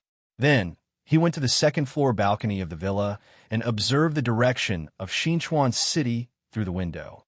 With the naked eye, the entire Xinchuan City was still shrouded in smoke. Amidst the flames, the few landmark buildings in Xinchuan City that rose above the ground made the buildings look like islands in the fog. There were too many places in the city that were on fire. Thick smoke was everywhere, and none of them had been extinguished. The intense gunfire and explosions that could still be heard 2 days ago had completely stopped. Xia Pingan glanced at the city with his remote vision and saw that many streets and buildings in the city had turned into ruins. Many broken corpses of demon rats and demon fire spiders could be seen in the ruins. The streets were a mess. Burning military vehicles, cars, and armored vehicles were everywhere. From time to time, strange-looking tanks that had been melted and destroyed could be seen on the side of the road. A steady stream of military vehicles was heading to Xinchuan. Troops were constantly arriving. The entire city was under the control of the army. Soldiers and military vehicles were everywhere on the streets of the city. The soldiers who had experienced a bloody battle were collecting the corpses of their comrades. The two permanent space rifts were still in the center and southwest of the city. They were like two hideous caves where monsters could escape at any time. Most of the buildings within 1 or 2 square kilometers of the two space rifts had been damaged. In just 2 days, countless barbed wire fences and triangles had been pulled up around the two permanent space rifts. The damaged buildings and tanks in the surroundings had been turned into fortifications. Tanks, cannons, trenches, and fortresses had been placed around the two space rifts. The ground near the two permanent space rifts had been blasted several meters lower than the surrounding area. Asphalt, reinforced concrete, muddy water, and the blood of countless space invaders had mixed together to form a bloody swamp on the ground. It was a silent declaration of the intensity of the battle and the intensity of the firepower in the past 2 days. The anti-chemical soldiers in protective suits had already entered the most terrifying area and were disinfecting it. In the other streets far away from this most tragic neighborhood, a falling fiery meteorite could destroy all the buildings within hundreds of meters. The buildings close to the huge crater where the fiery meteorite landed collapsed and burned. The windows of the buildings further away were all shattered. In the ruins, the people who had been hiding in the city's shelters were coming out one after another. Men and women, young and old, all looked at the strange yet familiar city in front of them in fear and bewilderment. A few days ago, Xinchuan City was still the provincial capital of Ezhou. It was beautiful, clean, bright, and colorful. At this moment, Xinchuan City was covered in smoke, wreckage, and blood. Damaged and collapsed buildings were everywhere. The streets were full of patrolling soldiers. The entire city was under the control of the military. Xia Pingan looked at the scene of Xinchuan City in front of him. His heart tightened. Xinchuan had become like this. He didn't know what the situation in Shanghai City was like. Perhaps the situation in some cities was worse than Xinchuan City. The fact that the people in the shelters could come out meant that the space invaders in the city had been eliminated. Order had been temporarily restored. At least, the communications around the city had been restored. Xiaopinggan saw that many people coming out of the shelters had begun to use their mobile phones to contact their relatives. Xiaopinggan took out the new mobile phone he had found in the villa. After installing the SIM card and activating it, the mobile phone could be used soon. 2 messages instantly popped up on the mobile phone. The first message that popped up on a mobile phone was that starting from the evening of August 15th in the Great Fire Country, the National Emergency Military Control Act and the National Wartime Act will be implemented in all areas of the country. All cities in the Great Fire Country would be taken over by the military. The military would be in charge of everything. The resources of each city would be uniformly allocated by the military, and a rationing system would be implemented. As soon as he finished reading the first message, the second message popped up. The second message was to remind the people in Xinchuan City that the space invasion threat had been temporarily lifted. Everyone could leave the shelters in an orderly manner and obey the military's arrangements. After reading the 2 messages on the mobile phone, Xiaopinggan looked in the direction of the south of Xinchuan City. A cold light flashed in his eyes. Then he pulled out the SIM card from the mobile phone, crushed it, turned off the mobile phone, and began to prepare in the villa. A sawed-off shotgun, gasoline bombs, katana, backpack, gloves. After everything was ready, the sky gradually darkened. Xiaopinggan left the villa quietly, wearing a Huaxia's Lucky Star drama mask with a bat painted on his forehead. It wasn't until 5 o'clock in the morning that Xiaopinggan quietly returned to the villa. However, the things he took with him when he left the villa, such as the shotgun, gasoline bombs, katana, backpack, and gloves, were all gone. At the same time, somewhere in the southern part of Xinchuan City, a faint trace of fire could be seen in the night. The fire in Xinchuan City had not been completely extinguished. The fire in the southern part of the city was inconspicuous in the darkness. Xiaopinggan returned to his room and fell asleep. He slept until dawn. When the sun came out, he got up, washed up, found a new SIM card, inserted it into the phone, and turned it on. Because it was a new phone number, the 2 messages from yesterday still popped up on the mobile phone. However, there was another message today. The Izhou Provincial Military Control Committee issued an emergency recruitment notice yesterday, asking all reserve soldiers, retired soldiers, and militia in Izhou to report to the nearest recruitment point. Chapter 87. In the emergency conscription notice issued by the E-Province Military Management Committee, in addition to the reservists, retired soldiers, and militia in E-Province, all unmarried adult males above the age of 18 and below the age of 35 without disabilities were required to report to the Military Management Committee's recruitment point. The emergency conscription notice revealed an aura that made people feel great pressure. This kind of conscription was the rhythm of preparing the whole population to be soldiers. If the entire E-Province was mobilized like this, it was estimated that hundreds of thousands of troops could be easily armed. In the current situation, even ordinary people were being recruited, not to mention summoners. It was absolutely impossible for them to be idle. After reading this news, Xiaopinggan digested it for a few seconds before nervously dialing Xianing's number. He had wanted to call him yesterday, but he held himself back in fear of alerting the enemy. If Xianing's phone was monitored, calling him would be equivalent to telling the Gao family and Mu Qingqian that he was still alive. Today was different. Pick up, pick up, pick up, Xiaopinggan said silently in his heart. Usually, the ringing of the phone didn't sound like much, but at this time, with every second that the ringing of the phone rang, Xiaopinggan's heart beat more violently, as if it was going to jump out of his chest. He was even more nervous when he made this call than when he went out last night. Finally, after waiting for more than 10 seconds, the call was connected, and a familiar voice came from the other side. Hello. This voice was like the sound of nature, making Xiaopinggan feel a little weak all of a sudden. In just a short 10 seconds, Xia Pingon discovered that his back was unknowingly covered in a layer of cold sweat. Xiaoning, it's me, brother. Xiaoning suddenly shouted in surprise on the phone, and then the sound of sobbing could be heard. After that, the sobbing became slightly restrained.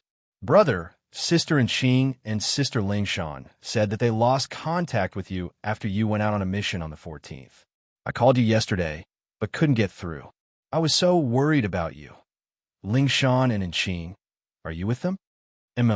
Yeah, I'm with Big Sister Yasaru and Big Sister Lingshan right now. The voice from the phone made Xia Pingon finally let out a long sigh of relief. At the same time, on the streets of Shanghai City, an SUV with a special pass from the Military Management Committee was driving on the somewhat messy streets.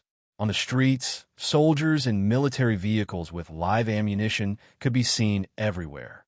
Tu Polu was driving the car, and Fong Lingshan was sitting in the front passenger seat. Xiaoning was sitting in the back row, and Xiaoning was in the back row. Hearing the familiar voice from the phone, Xiaoning in the car was both crying and laughing in the car. Hearing Xiaoning's words on the phone, Tu Polu and Fong Lingshan in the car all let out a sigh of relief. After the communication was restored, several people from the Shanghai City Committee of Order had tried to contact Xia Pingon, but failed. Everyone was a little worried and thought that something had happened to Xia Pingon. Unexpectedly, Xia Pingon suddenly called at this time. Brother, are you okay? Are you hurt? I'm fine, very good. It's just that my phone was broken during the mission, and I just found it. Are you okay? Xia Pingon asked on the other side of the phone. I'm fine too. I listened to you a few days ago and stayed at the Guangzhou Hotel. I entered the fallout shelter on the night of the 15th, and just as I came out of the fallout shelter, Sister Enqing and Sister Lingshan found me and said that they wanted to take me to the Committee of Orders base.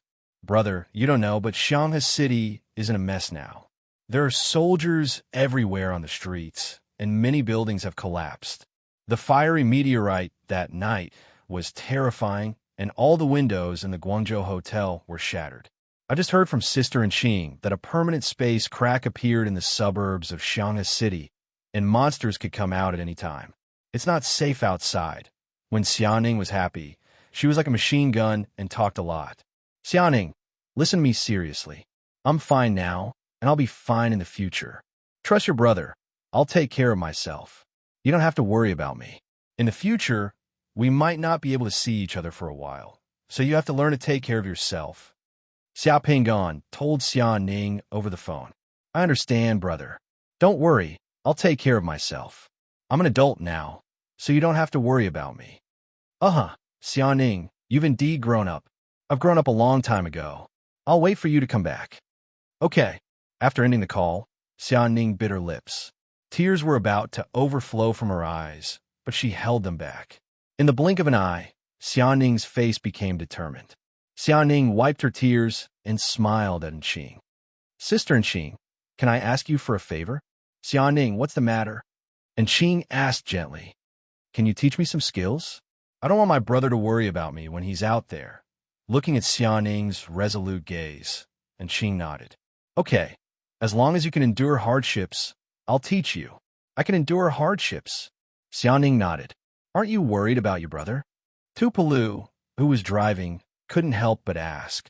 Uncle Tu, I believe that my brother will be fine. Enqing said firmly. Uncle Tu? The corner of old Tu's mouth twitched as if he had received a critical hit of 10,000 points. Tu Polu felt a little wronged. Why was he an uncle when Enqing and Fong Lingshan were both older sisters? Was he really that old? However, this pair of siblings was really different from ordinary people. After ending the call with Xiaoning, Xiaoping's second call was directly to Mo Yanxiao. Mo Yanxiao was currently guarding the position near the new space crack on the outskirts of Shanghai City. Seeing that the unfamiliar caller was from Xinchuan, Mo Yanxiao picked up the call. It's me, Xia Pingon. Xia Pingon's voice came from the phone. Are you okay? I heard that you lost contact after accepting a mission a few days ago. Mo Yanxiao also let out a sigh of relief. I'm fine. I just returned to Xinchuan. It's just that the mission failed. Is everyone okay? Everything is fine here.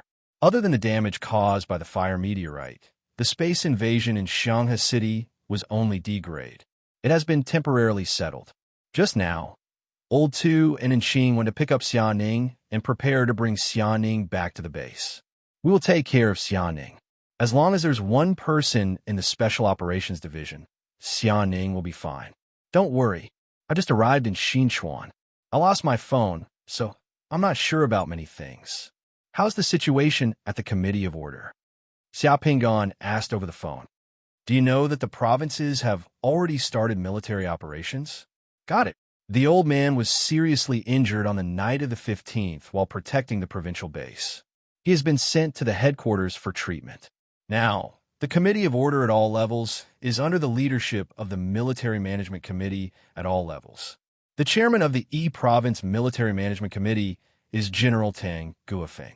General Tang Guofeng is the commander of the 87th Legion and is stationed in E Province. The Military Management Committee at all levels is recruiting retired and reserve soldiers and young people to join the army. The Demon Suppression Guards at all levels are preparing to be expanded and transferred to the Military Management Committee at all levels. We might be transferred to the Demon Suppression Guards. This information was very important. It immediately made Xia Pingan understand a lot of things. It seemed that the Fire Country was really going to go all out and fully militarize. Before this unprecedented disaster was completely over, the Great Fire Country should be dominated by the military. What's the situation now? Currently, the number of permanent spatial rifts discovered in the Great Fire Country has yet to be calculated. The number of new spatial rifts may increase. Permanent spatial rifts have appeared in all the provinces. We just received a report that the foreign countries have also suffered heavy losses. The armies of each country have been mobilized. Many countries in the Southern Light Continent have already fallen into chaos. The situation outside is more severe than we thought. Until today, some cities in the Great Fire Country have yet to be cleared of the invasion alarm.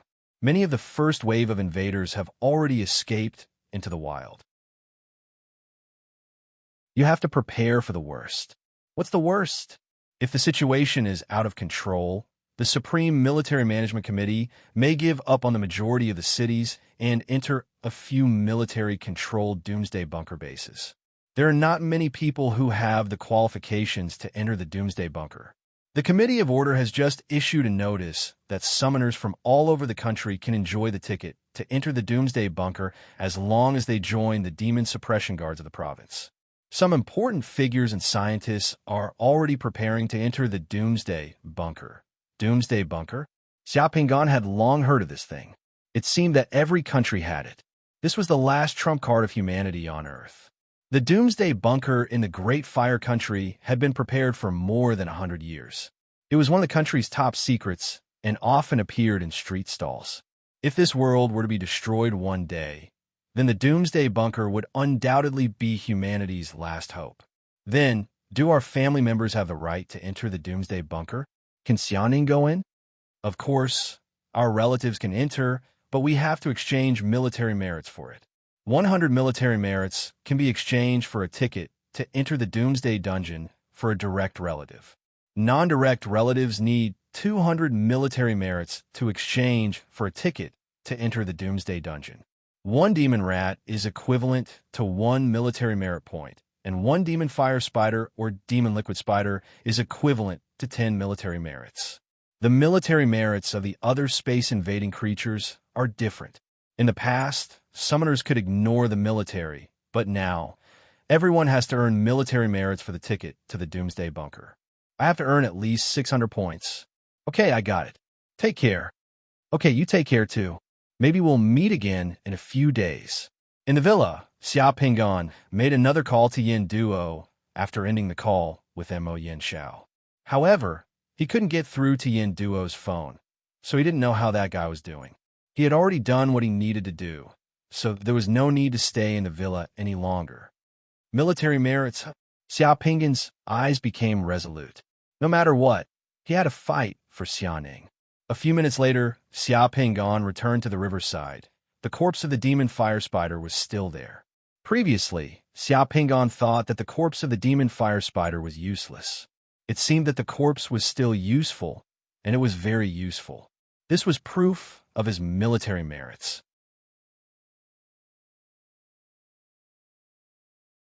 Chapter 88. Perhaps it was because the devil fire spider was a creature from another world. But even though it had been soaked in water for a few days, its corpse did not decompose at all. Instead, its entire body was like cement. After turning black, it showed a strange tendency of hardening, becoming hard and hard. Although it was a corpse, the ferocious face of the devil fire spider was still very frightening.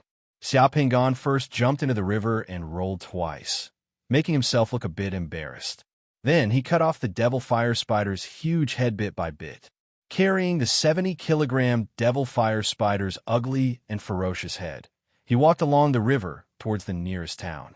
Half an hour later, Xiaopinggan drilled out of the reeds beside the river, startling several soldiers who were standing guard by the roadside. Seeing Xiaopinggan carrying a devil fire spider's head, the soldiers with guns were all dumbfounded. "Who are you?"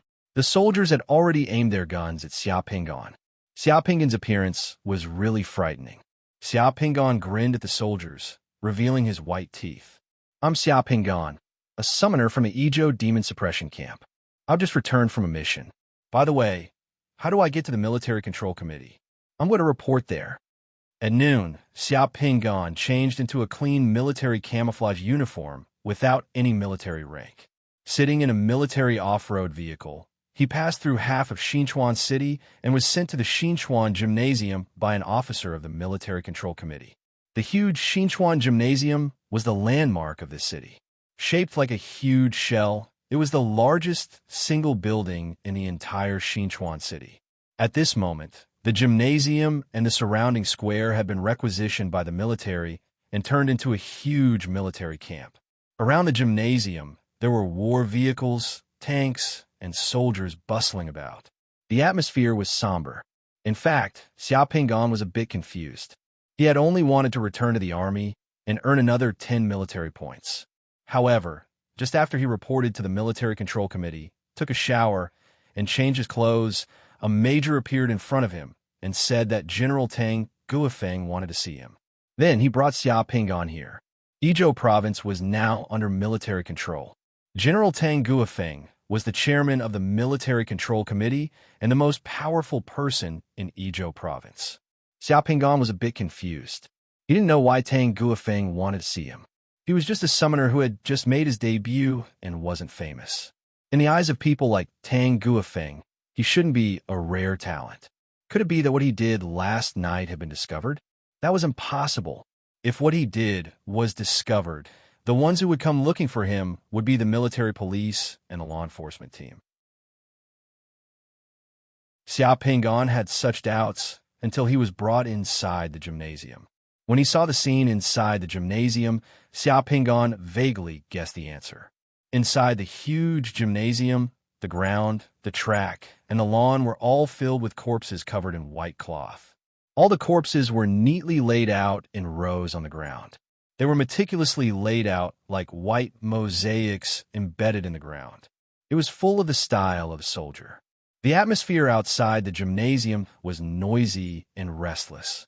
However, inside the gymnasium, the atmosphere was oppressive and sorrowful.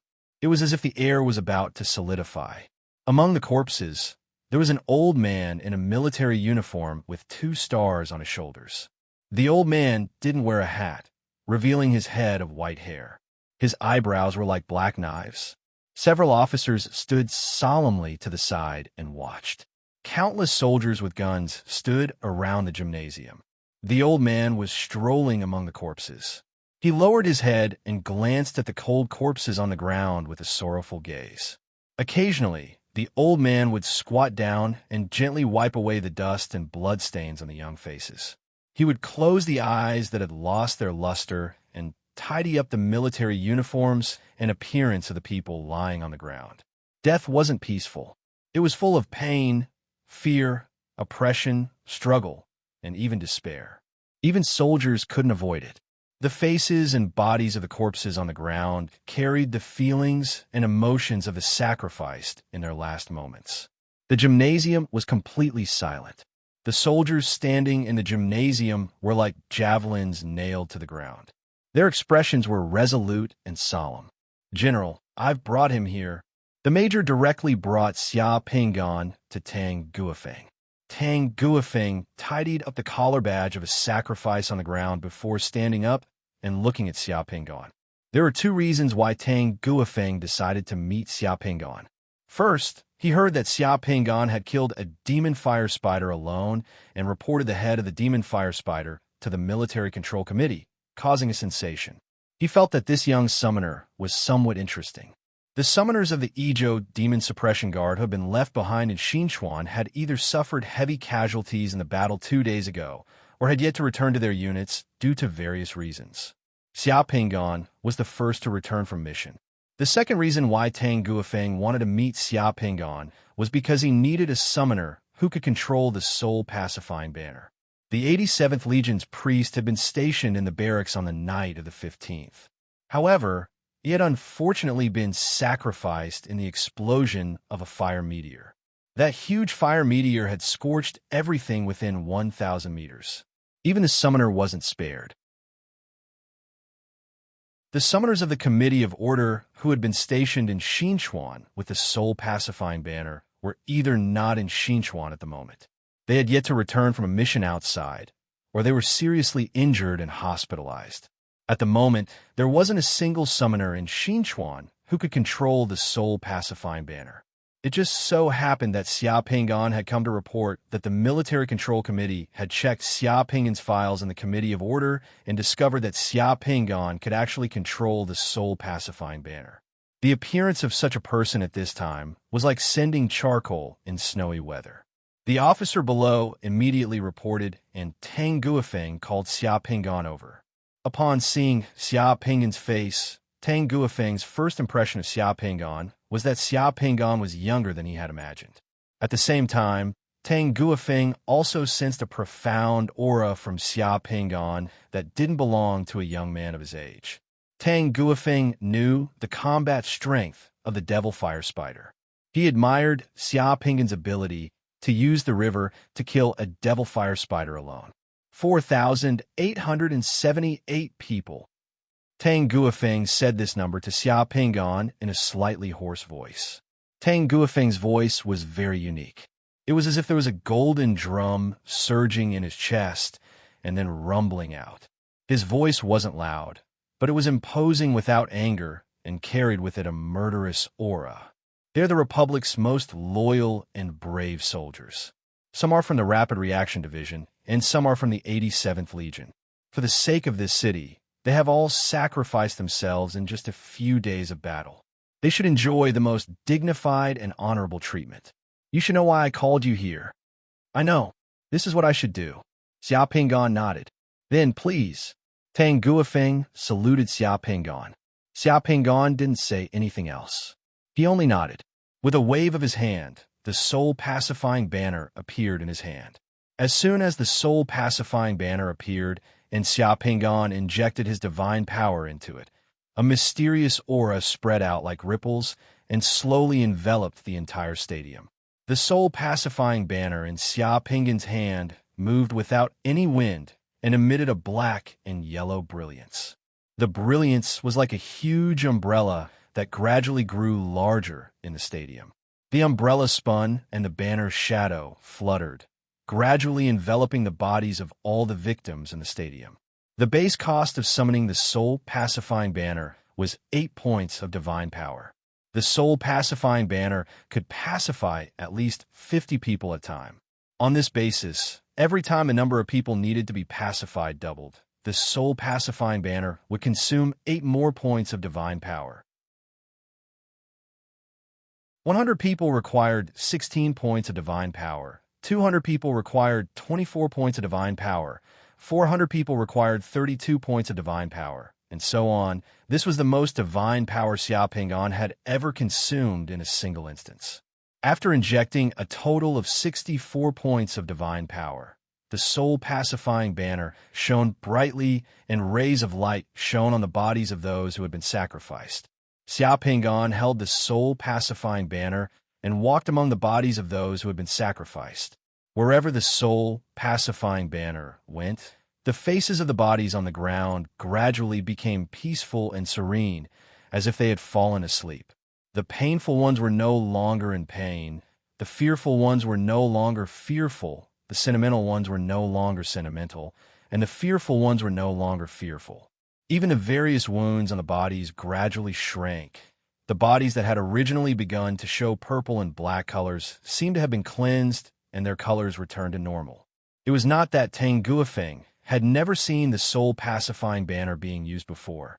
Different summoners would have different visions when using the soul-pacifying banner. However, the power of the soul-pacifying banner used by Xia Pinggan seemed to be very different from those he had seen before.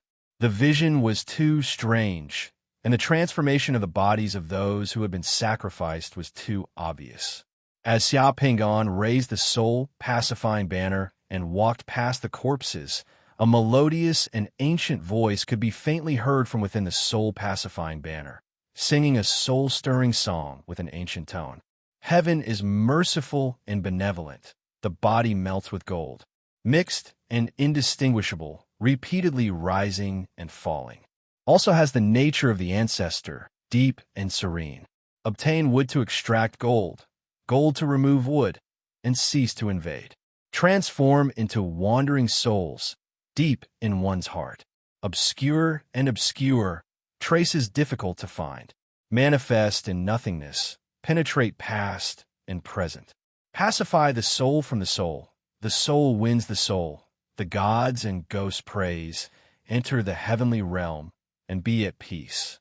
Xia Pinggan walked through the stadium once, using the soul-pacifying banner's light and shadow to brush over each body. It took him more than an hour to complete the soul-pacifying ceremony for this huge 4,878 soldiers. When the ceremony was completed, the moment Xia Pinggan put away the soul-pacifying banner, a golden light suddenly appeared in the stadium. Spots of light flew out from the bodies, merged with the golden light, and soared into the sky. In a flash, they escaped into the blue sky, as if they had entered the kingdom of heaven. Tang Guofeng looked up at the golden light that disappeared into the sky. The expression on his face could not be concealed. It was the first time he had seen such a vision of a soul-pacifying ceremony.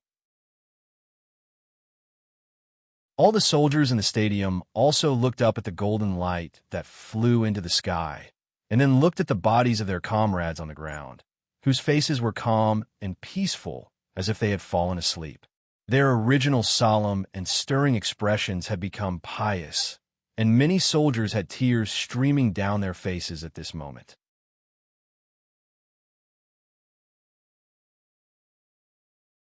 Chapter 89. General, the Requiem ceremony has been completed. Xia Pinggan, who had put away the Requiem banner, came to Tang Guofeng. There was not a trace of pride on his face. Instead, he said apologetically, "Unfortunately, I was not in Xinchuan at that time, so I could not fight with them. They were all the best soldiers in this country who sacrificed their lives for the country. If possible, please send my condolences to the families of these soldiers." It was not until this moment that General Tang Guofeng looked at Xia Pinggan seriously with a gaze that had not been there before. He nodded slightly and asked slowly, "You are Xia Pinggan?" "Yes." Xia Pinggan nodded. "Where are you from?" "Xianghe." "Who else is in your family?" "I have a younger sister, Xianing." "You are Xia Pinggan, and your sister is Xianing. Your names are easy to remember. It seems that you have not been a summoner for long." "Yes, just a few months. I heard that you were still carrying out a mission for the Demon Suppression Guard on the 14th. How'd it go?" "Yes, the mission was to track down a fugitive in the mountains. Due to the heavenly tribulation, a fire broke out in the forest, and I was separated from several team members. The mission was not completed, so I could only return to the provincial headquarters to report. On the way, I killed several demon rats and a demon fire spider." Xia Pinggan answered calmly without any panic. General Tang Guofeng nodded and did not ask further about Xia Pinggan's mission. For a person of his status, what he cared about was the safety of tens of millions of people in dozens of cities in Izhou province and the state of his troops. The questions he asked just now were just to get a general idea of Xiaoping's situation. This was how he remembered and judged a person. Do you have any personal demands or goals for reporting back this time? After a few calm questions, Tang Guofeng finally asked Xia Pingon a crucial question. I want to earn 100 contribution points in the Demon Suppression Guard and fight for a chance for my sister. Xia Pingon said directly, without hiding anything. 100 military merit points. I understand. Other than that, what else do you want? As a summoner, of course I want to obtain more realm pearls. Realm pearls are the source of a summoner's strength, and I am no exception. Hearing Xia Pingon's frank words, Tang Guofeng nodded. After that, he turned around and looked at some military officers standing not far away as he shouted, "Advisor Gua, come here." A major immediately strode over and saluted Tang Guofeng. How many space invaders have the 87th Legion killed in Xinchuan City? Tang Guofeng asked the staff officer.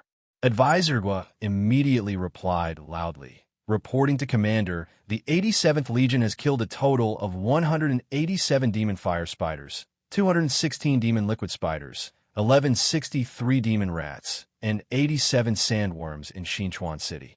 This number is wrong.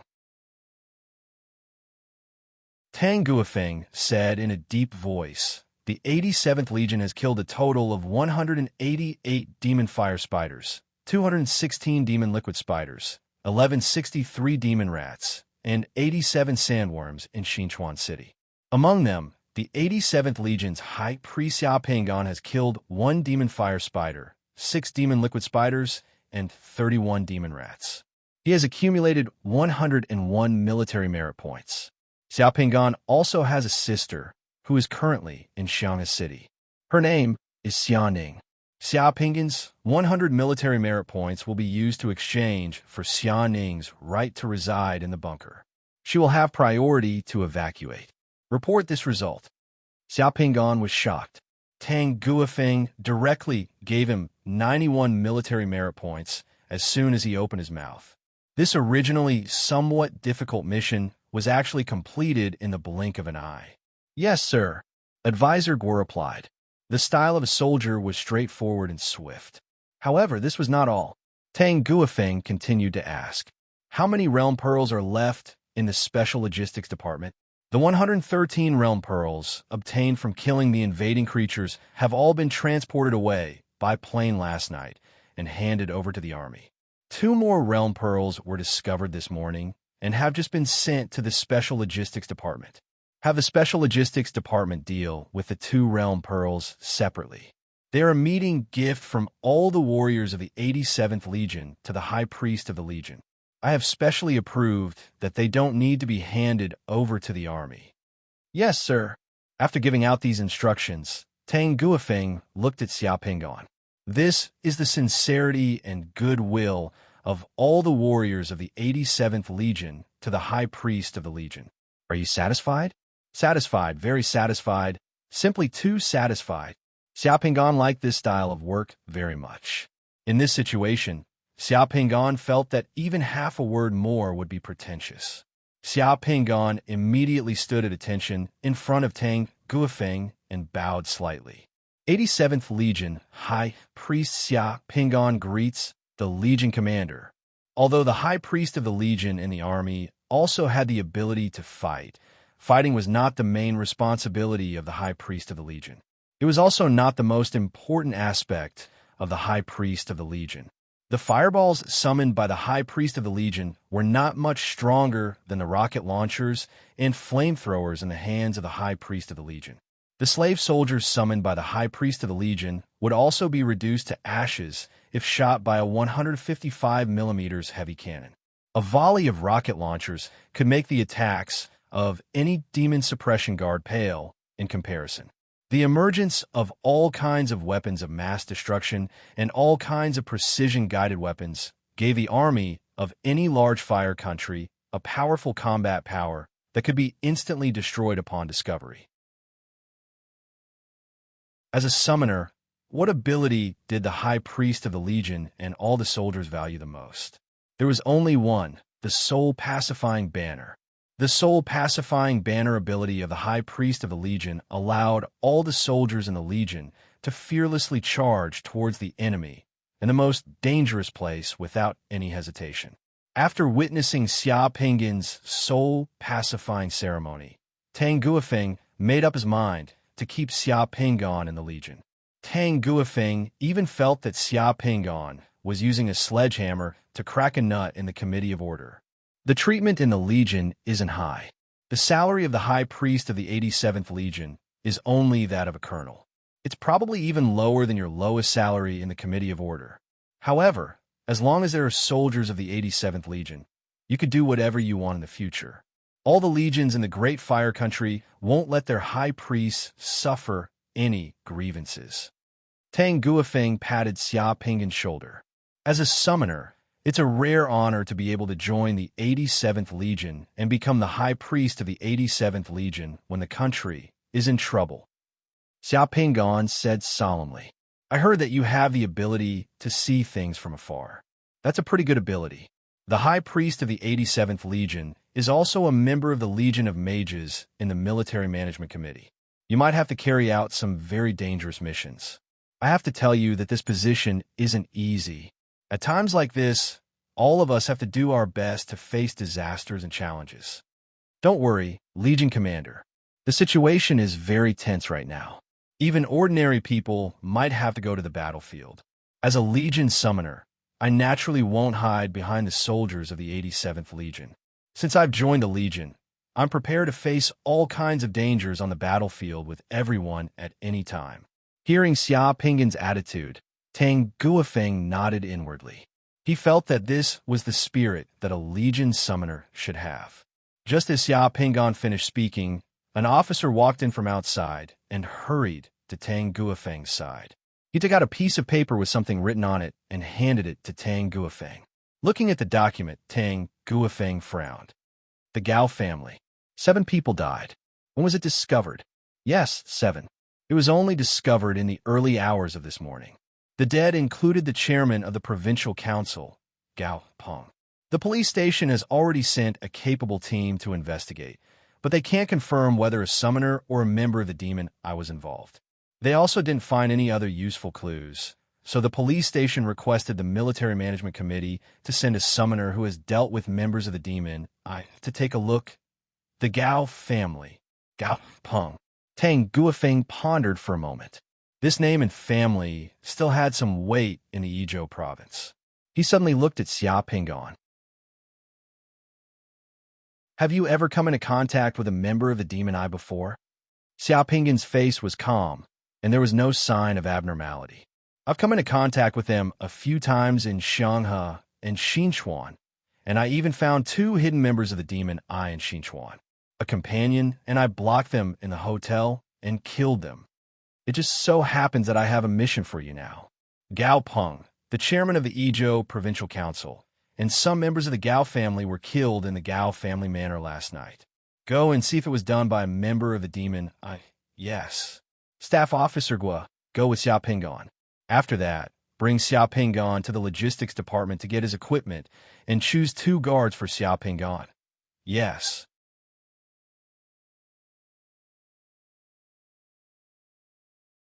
Chapter 90. On the streets of Xinchuan City, the grayish-green tanks and armored vehicles parked on the side of the streets were rather eye-catching. Sandbags, barbed wire, triangles, and the like of fortifications could still be seen at the key points of the bridges. Some soldiers were building permanent bunkers and defensive facilities on the streets. Garbage trucks, excavators, and cranes were cleaning up the debris on the streets. The order of the entire city was restored compared to yesterday, but the tense atmosphere was still the same. There were long lines at the entrance of the bank, the supply distribution point, and the recruitment point. Soldiers and staff wearing the red armbands of the Military Control Committee could be seen everywhere on the streets. The square kilometer around the 2 permanent spatial rifts in the center of Xinchuan City and in the southwest had already become a restricted military zone. The residents who originally lived in the vicinity had all moved away. The engineering team of the 87th Legion had already surrounded the 2 areas and were working overtime to build permanent fortifications and various military facilities to surround the two permanent spatial rifts. In the entire city, military vehicles transporting quick-drying cement and various military supplies lined up in a long line and drove towards the two restricted military zones. The residents who lived near the restricted zones were also thinking of ways to move. The Military Control Committee forcibly requisitioned the empty houses in the city according to the wartime law and distributed them to the residents who lost their homes in the disaster. Many people who originally wanted to rent houses can now move in for free, so the order in the city has been restored relatively quickly.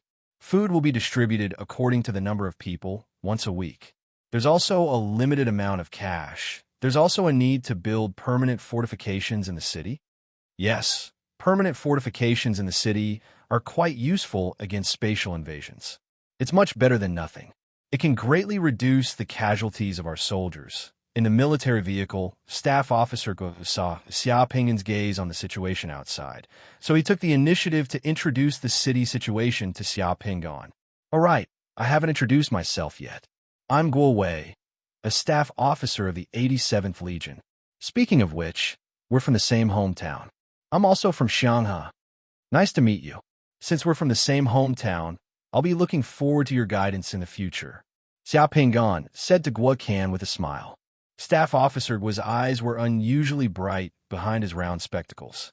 When he smiled, he looked very gentle. You're too polite. In the 87th Legion, staff officers like me are everywhere. In the military, staff officers don't lead their commanders. They don't even fart. I just follow the Legion commander around and run errands for the Legion commander. I'm the human-shaped briefcase beside the Legion commander. Xia Pinggan knew that Staff Officer Guo was being modest.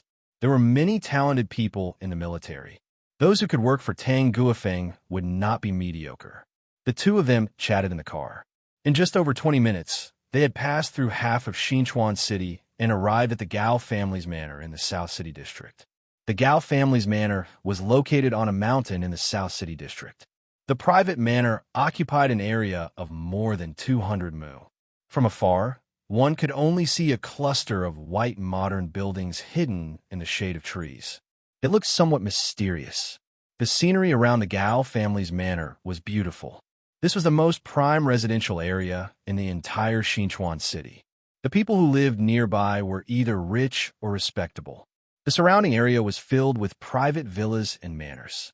On the night of the 15th, the closest meteor had landed about 1,600 meters away from the Gao family's manor. Therefore, this place was basically unaffected.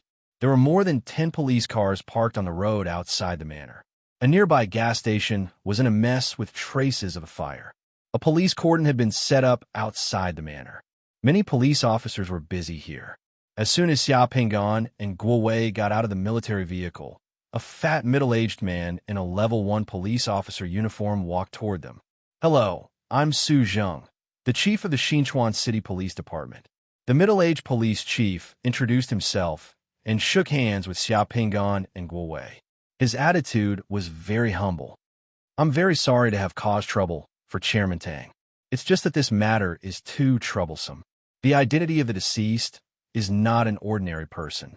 Therefore, we have no choice but to report it to the Military Control Committee and request that Chairman Tang send someone to assist in the investigation. Hello, Chief Su. My name is Guo Wei.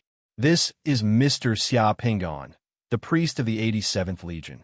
Chairman Tang has asked Mr. Xia Pinggan to be in charge of assisting you in the investigation and to determine if there are any summoners or members of the demons involved.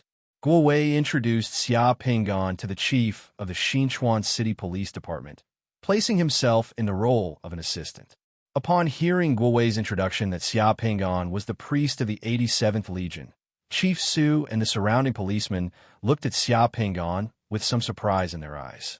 The role of an army priest was not necessarily the strongest among the summoners, but it was definitely the most respected. It was not only the army that needed the soul-pacifying banner. Furthermore, Xia Pinggan was really too young. Su Zheng's attitude toward Xia Pinggan was very polite. He directly led Xia Pingan and Guo Wei into the Gao family's manor and personally introduced the case to them. According to Su Zheng, these family members of the Gao family have been taking refuge in the Gao family manor's fallout shelter for the past few days. They had just come out of the fallout shelter 2 days ago. However, just last night, in a meeting room in the manor, 7 members of the Gao family had been killed. The Gao family's manor exuded an exquisite and luxurious aura. Beside the fountain at the manor's entrance was the garage, and there were more than 20 luxury cars parked in the garage. Upon entering the manor, they could see some policemen interrogating and recording some of the Gao family's servants and bodyguards. There were policemen everywhere investigating the crime scene. There were many cordons set up in the forest and on the grass of the manor. The chairman of the Yizhou Provincial Council had been murdered, and so many members of the family had died. If it had been half a month ago, this would have definitely been a shocking case that would have shaken the entire Yizhou province and the Fire Country. Even though the situation was tense now, the impact of this case on the Yizhou province was not small. The Gao family was considered one of the wealthiest families in the Yizhou province. Who would have thought that they would encounter such a huge incident in just one day? Even the chief of the Xinchuan City Police Department had personally come. I see that there are many bodyguards and servants in the Gao family's manor. Other than the 7 members of the Gao family, are there any other victims in the manor? Guo Wei asked as they walked into the manor. Other than the 7 members of the Gao family, there are no other victims in the manor. The bodyguard in the manor only discovered the abnormality this morning and reported the case. What about the other members of the Gao family? The other members of the Gao family are a few women and children. There's also a summoner bodyguard with a somewhat special identity. They also stayed in the Gao family's manor last night, but they were all fine and were not affected. It seems that the murderer's target was very clear. That summoner bodyguard didn't discover anything unusual either. No, that summoner bodyguard also lit his mind lamp and meditated in the bedroom last night. According to him, the mind lamp didn't move all night, and he didn't discover anything unusual either. We can't verify whether he lit his mind lamp or not.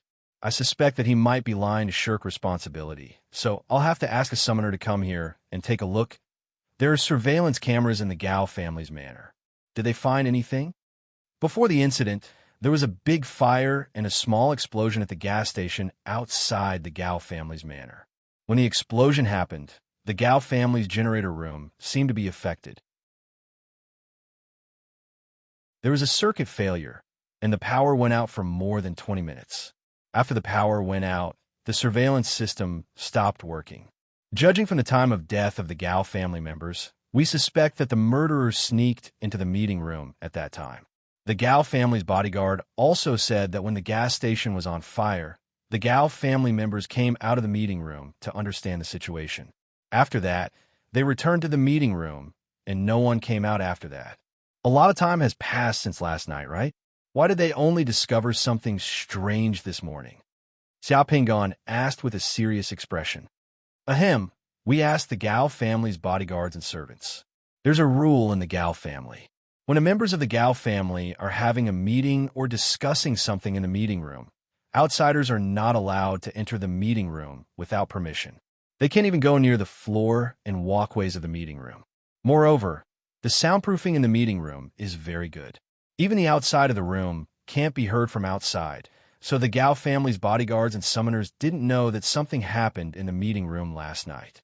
It wasn't until this morning that the Gao family's woman went to the meeting room to take a look when she saw that the people inside had been killed. That's why she reported the case. Su Zheng explained. While they were talking, they had already arrived in front of the Gao family's mansion. Through the floor-to-ceiling windows outside, they could see 5 women and 7 or 8 children and teenagers in the living room of the Gao family's mansion. The youngest was 4 or 5 years old, and the oldest was 15 or 16 years old. They were crying in the room, not knowing what to do. A few police officers were recording something in the room. The women were crying and arguing at the same time. A slightly plump woman in her 40s wearing a blue dress was pointing at another woman in the room and scolding her. Then, a 15 or 16-year-old teenager next to her suddenly rushed forward and pushed the woman to the ground. Another teenager around the age of 13 or 14 picked up a vase in the room and smashed it at the teenager who pushed the woman. The vase smashed into the ground and broke into pieces. The room was filled with shouts and screams. It was a mess in an instant. The other people in the room and the police officers quickly went to pull the people away. Outside the room, they could vaguely hear the contents of the argument. It was about the company's shares, stocks, bank deposits, and so on. The Gao family's main businesses are a coal mining company, 2 trading companies, a hotel chain, and a real estate company. They have many other investment projects and a lot of property.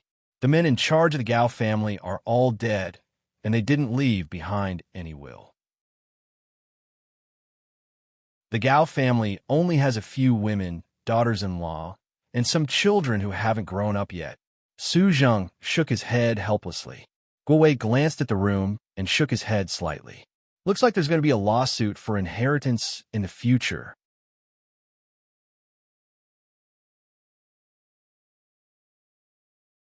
Chapter 91. The Gao family's big house was in a mess. A group of people were arguing, crying, and even smashing things. Bureau Chief Su didn't bring Xia Pinggan to the living room to join in the fun. Instead, he went around the living room, went upstairs, and walked through a long corridor before arriving outside the conference room on the 2nd floor of the Gao family's main house. This is the crime scene. Everything inside hasn't been touched. Well, the scene inside is a little bloody. It's best to be mentally prepared. Bureau Chief Su reminded. Talking about bloody scenes with a summoner who had dealt with the Devil's Eye, Bureau Chief Su probably hadn't seen the scene of the Devil's Eye's sacrifice with his own eyes. Besides, Xia Pinggan had already seen the so-called bloody scene. Xia Pinggan thought to himself, the design of the Gao family's conference room was very interesting. The conference room was in the middle of the 2nd floor, and there were no windows that could be seen from the outside. The only wall with a window in the conference room was facing the courtyard of the big house, so it was impossible for people outside to eavesdrop. As soon as they entered the conference room, they saw Mu Qingshun sitting in a wheelchair by the window. His eyes were wide open, and his face was full of horror. His heart had been pierced by a sharp weapon, and his body was covered in blood. The window behind Mu Qingshun had shattered, and the glass was scattered on the floor of the conference room. The conference room was very bloody. 7 corpses were either sitting or lying on the floor. There was a large conference table in the conference room, and the corpses were scattered all over the conference room. However, none of them were too far away from the table. Bureau Chief Su said it was a little bloody. 7 men had died, and their blood had flowed dry. There were 30 to 40 kilograms of blood on the floor of the conference room. On one of the walls of the conference room, there was a picture of the Devil's Eye that was painted in blood. It made people's hearts turn cold. This scene wasn't pleasant at all. This person is the Gao family's son-in-law, Mu Qingshun. Mu Qingshun was a famous summoner in Yizhou. He was injured and recuperating at home. There were no signs of a struggle between Mu Qingshun and anyone in the conference room. He was near the window, and the murderer broke in through it. He should be the first to be killed. He was stabbed in the heart, and the murderer was very nimble. He should be a professional veteran. Bureau Chief Su pointed at Mu Qingshun's corpse and introduced it to Xia Pinggan and Guo Wei. Mu Qingshun didn't even have time to summon a summoner before he was killed. He should be the first to die. Judging from the wound, the murderer used a very sharp sword to kill him. Guo Wei squatted down and looked at Mu Qingshun. He then carefully looked at the large spider web marks on the ground and the shattered glass and windows. The glass used in this meeting room is bulletproof. The murderer was able to break in through the window. His strength is terrifying. Yes, we've checked. The bulletproof glass in the conference room wasn't broken by guns or explosives. It was broken by brute force from the outside. The murderer jumped down from the balcony of the 4th floor and broke in from the outside. He should be a martial arts expert. Bureau Chief Su said with some lingering fear. Guo Wei stood up and walked around the puddles of blood on the ground. He came to the main seat of the conference room and checked the corpse on the main seat. There was another person on the ground. He was in his 60s, with a square face and big ears.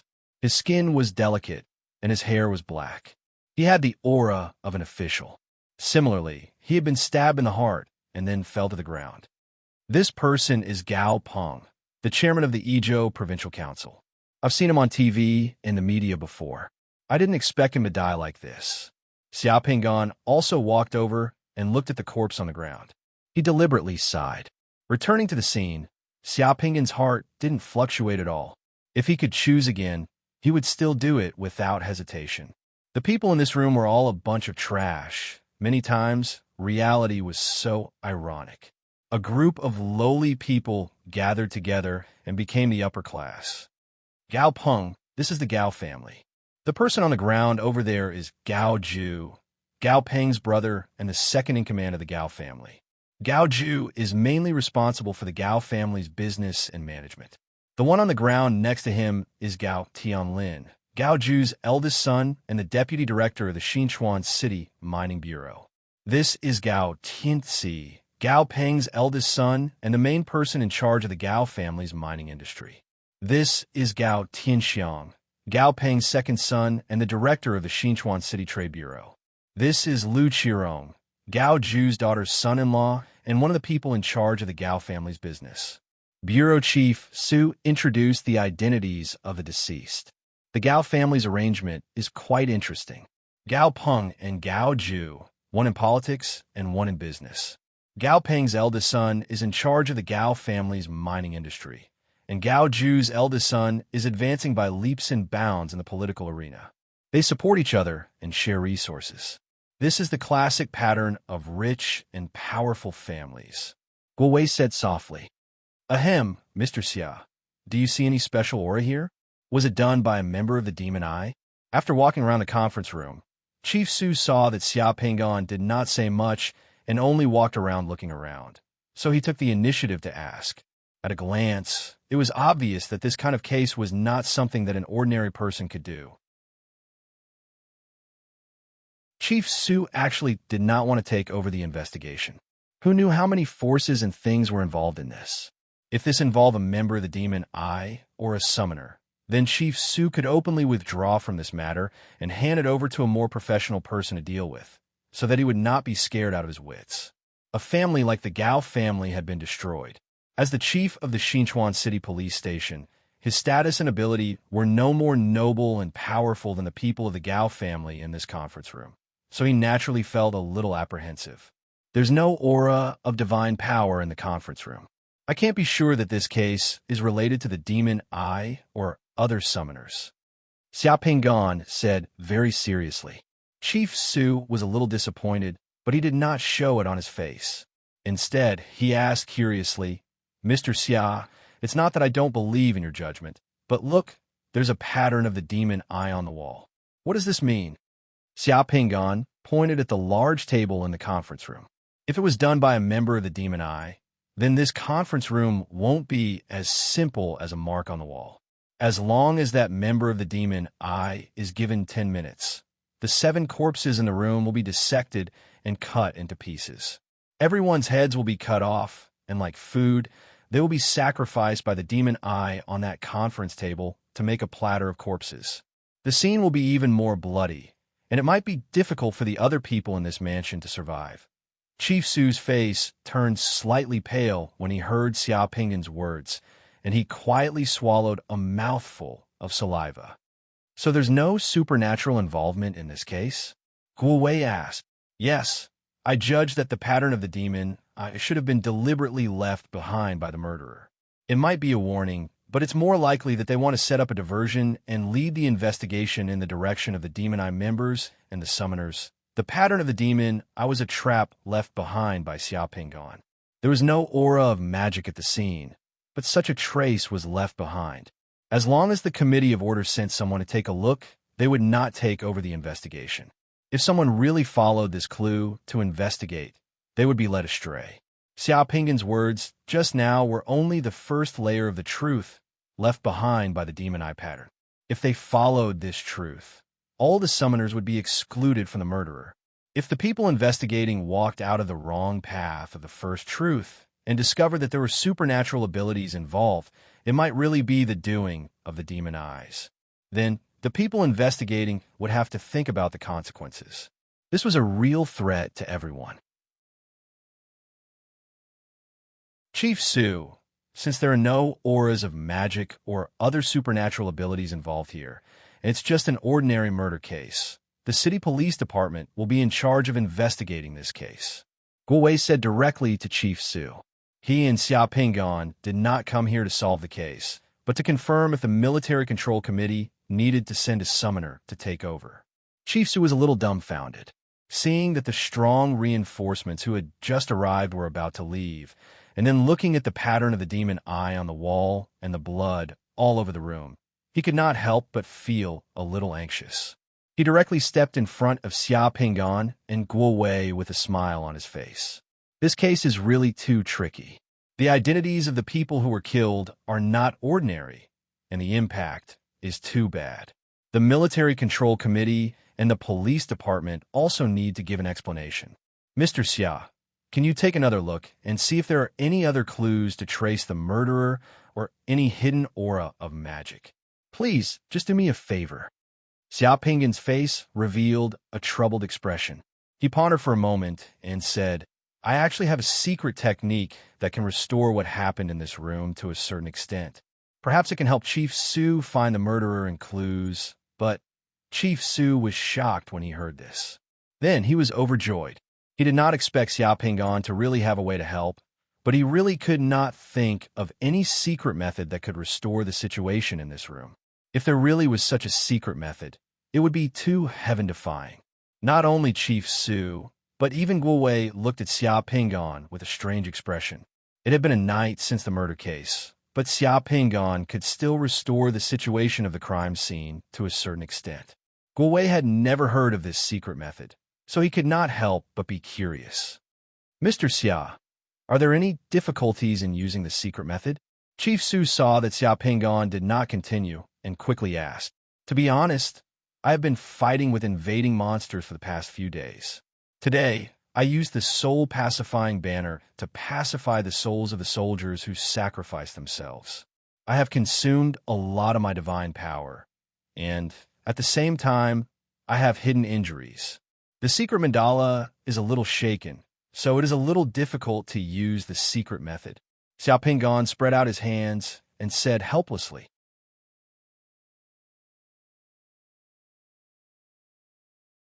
Chapter 92. It was difficult to use the secret technique, but it was not impossible. Director Su understood the hidden meaning in Xia Pingan's words. This case was so difficult that Director Su naturally would not let the hope disappear under his nose. As soon as Xia Pingan finished speaking, he quickly asked, Mr. Xia, how can you use the secret technique again? Why don't you tell us so that we can think of a solution? Maybe the police can solve it. After all, the impact of this case is too great. As long as it can help solve the case, we should try our best. As long as the two conditions are met, I can perform the secret skill again. The first condition is to wait for a few months. In the next few months, everything in this room should remain as it was before. Everything in the room, including those corpses, should not be moved. When my divine power and injuries have recovered, the mandala should be stabilized. If there are no other changes, I can perform the secret skill again. A few months? If they really had to wait for a few months, the corpses in this house would probably have maggots.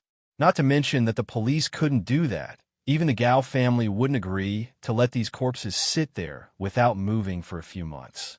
Moreover, who knew where Xia Pingan would be in a few months? Would he have another mission, be injured, or not have enough divine power? The priests of the army were not people who had nothing better to do. This condition was obviously impossible.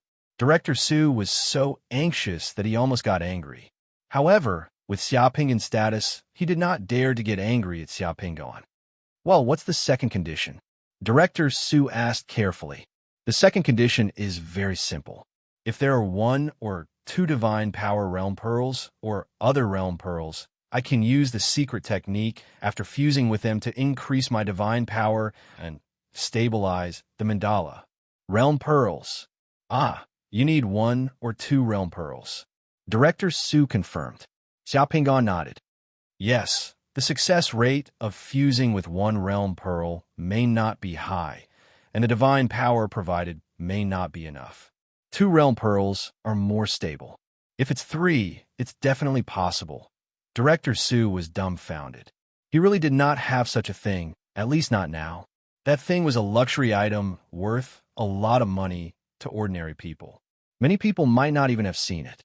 However, just because he didn't, it didn't mean that the Gao family didn't. Bureau Chief Sue immediately thought of a solution. Well, with the realm pearl, can we find the real culprit? Chief Sue wanted to confirm it one last time. I didn't say that I can find the real culprit with the realm bead. My secret technique can only restore some of the details of what happened in this room to a certain extent. Whether or not I can find the real culprit is uncertain. It depends on how many clues the culprit left behind. There is no secret technique in this world that can guarantee finding the real culprit. I know that it's impossible for Chief Sue to take out the realm pearl. I was just saying it casually. Let's forget about this matter. There's really nothing I can do, Xiao said as he walked out of the door. Wait. Director Sue hurriedly stopped Xiao and wiped the sweat off his forehead. Mr. Xia, please wait here for a moment. Give me 20 minutes, I will think of a way. 20 minutes? Yes, 20 minutes. In 20 minutes, if I don't take out the realm bead, it won't be too late for Mr. Xia to leave. Just take it as a rest here. Bureau Chief Sue smiled. Okay, then I will wait for you for 20 minutes, Chief Sue. After asking a few more detailed questions, Chief Sue left in a hurry. In the living room on the first floor of the Gao residence, even the police officers who came to investigate the case stood helplessly as they watched the group of women in the Gao family quarrel and cry in the big room. The descendants of the Gao family, who had been at a loss because of the big change, lost all their familial ties when they fought over the family property. They were like fire and water. The reason for the quarrel was because Gao Tianxi's wife, Mei Yuan, said that the Gao family's coal company couldn't be left unattended. She suggested that her brother, He Xiqing, take over Gao Tianxi's position as the chairman of the mining company. Her words were like a spark in a gasoline warehouse. As soon as she said it, Gao Tianlin and Gao Tianxiang's wives immediately objected. Why should your brother be the chairman of the mining company? I have brothers and relatives in my family too. My family can do it too. Several daughters-in-law of the Gao family started to fight and quarrel first. Just when several daughters-in-law of the Gao family were quarreling, Gao Exine and Gao Yu, Gao Ju's 2 daughters, expressed that the Gao family's industry should now be managed by the surname Gao. As soon as this was said, it was unanimously opposed by all the daughters-in-law of the Gao family. Then the family quarreled, and even several juniors of the Gao family joined the battlefield. Gao Peng's first wife died 2 years ago, and Gao Ju's wife was also sick in bed and had been in the sanatorium. Therefore, at this time, the Gao family had no elders who could suppress the descendants of the Gao family who had already quarreled. As soon as Director Sue came down from the upstairs and came to the door of the living room, an expensive crystal glass smashed at his feet. The shiny glass fragments scattered on the expensive marble floor. Some of the glass fragments splashed directly on Director Sue's shiny leather shoes. Director Sue went to the living room and saw Gao Xin standing in the living room. Her face was white with anger. She was pointing at Gao Tianxi's wife, Mei Yuan, who was also her sister-in-law, and scolding with great momentum. Now that my father and brother aren't around, does your He family want to divide our Gao family's assets? Who doesn't know what kind of person your brother, He Xiqing, is? Back then, when we let him manage a hotel, he had the ability to make a profitable hotel lose tens of millions in a year. He even made a few female employees divorce. We'll just treat it as feeding the dogs. Does your He family think the Gao family is a fool? Gao Xian looks like his father, Gao Ju. His face is a little square. He is not very beautiful, but the momentum of the rich and powerful daughter is pinched tightly. Mei Yuan is a lady in her 40s. She has a beautiful face, coiled hair, and a body of luxury goods. At the moment, she is wiping her tears and sharply retorting. She is not easy to provoke. It's so hard to hear. My son is not a member of the Gao family. Doesn't he have the blood of the Gao family? You just said something right. The Gao family's industry is naturally inherited by the Gao family. On the other hand, Gao Xian, you're already married. Your son and daughter's surname is Liu, not Gao. Why do you have to say this here? My brother can't manage the company. Do you think those fitness trainers and gigolos that you and your sister found can?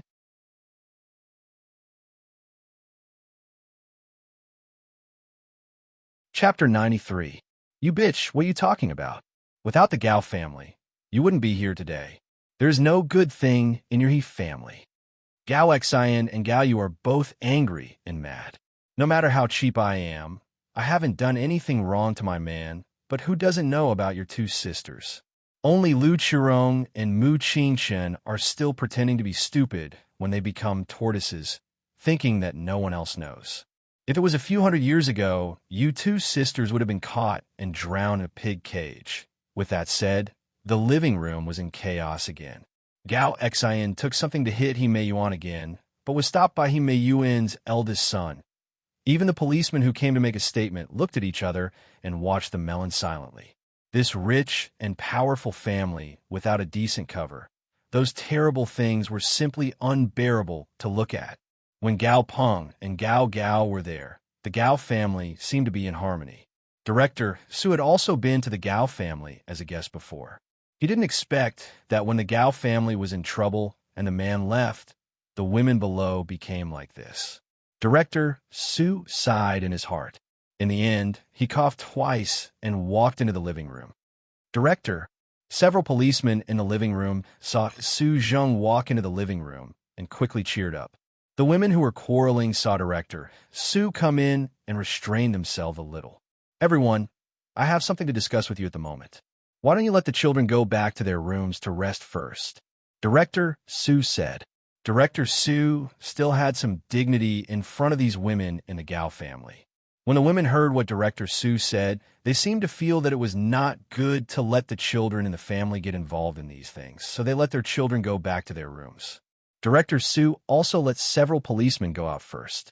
When the atmosphere in the living room eased a little, several women sat angrily on one side and turned their heads to ignore each other.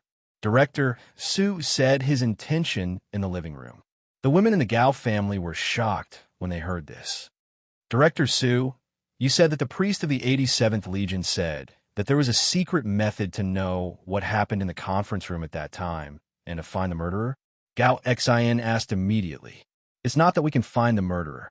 The secret method can restore some of the details of what happened in this room at that time, which will help us find the murderer and clues. It will help us solve the case. If you still have the boundary bead in your home, you can take it out and let people try. Director Su explained.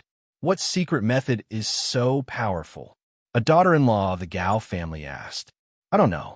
I'm not a summoner. What's the name of the priest of the 87th Legion? Gao Yu asked directly. It's called Xia Pingon. A group of women in Gao's family looked strange when they heard the name. Gao Yu stood up at once with an angry face. Xia Pingon, Director Su, are you not mistaken? How dare he come to Gao's family? What do you know? Director Su's face. My husband Mu Qingchen's leg was broken by Xia Pingon, Gao Yu said loudly, his face angry.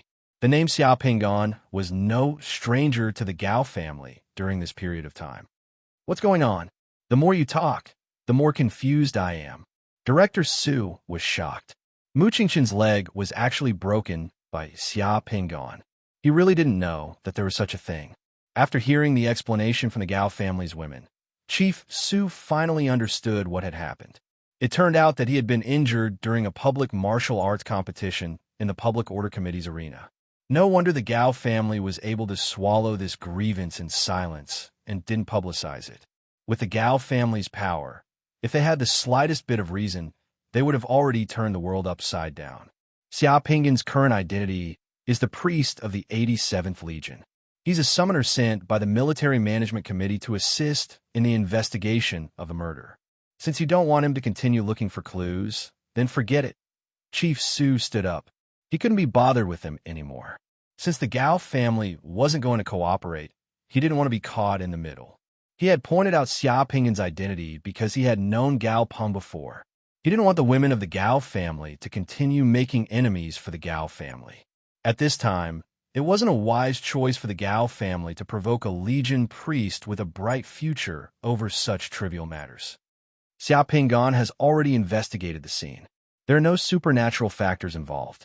The Military Management Committee will not send other summoners to intervene in the investigation. The murderer did not leave any clues. The police will do their best to follow up on the investigation. Can't the Military Management Committee change a summoner to investigate? Why do you want that Xia Ping'an to come? Is there only one summoner in the Military Management Committee?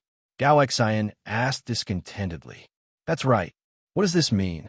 Why did the Military Management Committee send such a person? Do they want to see our Gao family's joke? Gao is also unhappy. Ladies, you think the Military Management Committee is run by your family? Even if your father Gao Peng is still alive, he wouldn't dare to make such a request to Tang Guofeng. Do you want the Military Management Committee to investigate and accommodate the trivial matters of your Gao family? The two sisters of the Gao family were spoiled since they were young. They had the temper of a young lady and were really stupid. Director Su had done his duty. He was too lazy to say anything more and was ready to leave. Director Su, please wait a moment. He Mei Yuan, who hadn't spoken before, suddenly stopped Su Zheng. Mrs. Gao, is there anything else? Can the summoner's secret method really find clues? I haven't seen that kind of secret method, but I don't think the people sent by the Military Management Committee will talk nonsense at this time.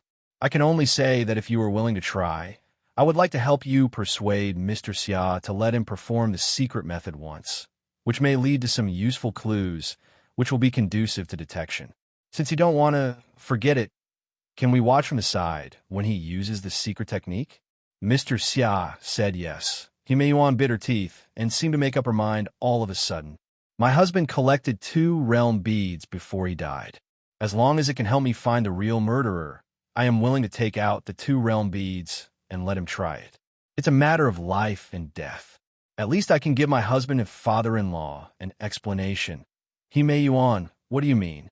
Gao Yu stares at He Mei Yuan. Your brother, father, and uncle are all dead. Is it important to find the murderer or to struggle with whether others have broken your man's legs? Do you think that the summoner from the Military Control Committee is someone you can just send over? Moreover, Mu Qingshun was fighting with someone in the arena. Mu Qingshun had also injured someone before. What's the big deal if he's injured? You? Gao Yu was speechless. Gao Xian pulled her and gave her a look. She didn't speak. Director Su found that the daughter-in-law of the Gao family had some courage and responsibility at this time. At least she could distinguish the priorities. Director Su, wait a moment. I'll get the realm bead collected by my husband. It's in the villa next to us. Okay. Seeing that He Mei Yuan left the living room, Gao Xian pulled Gao Yu to the tea room next to him. Elder sister, why did you pull me just now? That Xia Ping'an has a grudge with our family. Do we have to give him the realm bead at this time? Maybe that man just wants to take advantage of the fire to cheat things. Gao Yu said reproachfully.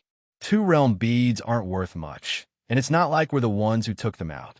If Xia Ping'an has the ability to find clues about the murderer, then that's fine. But if he can't find any clues after taking the realm beads, then we can use this matter to report him to the Military Control Committee, saying that he cheated the realm beads from our Gao family, and let his reputation in Xinchuan City be ruined.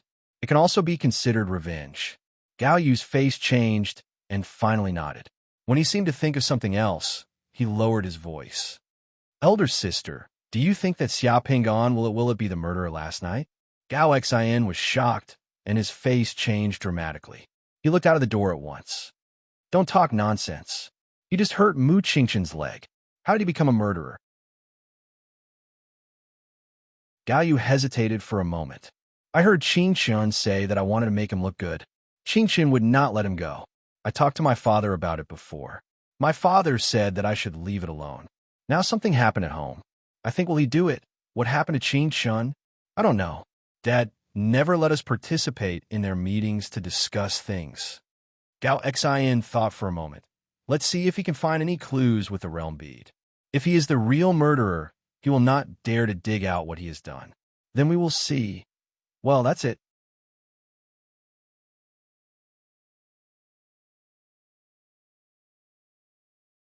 Chapter 94.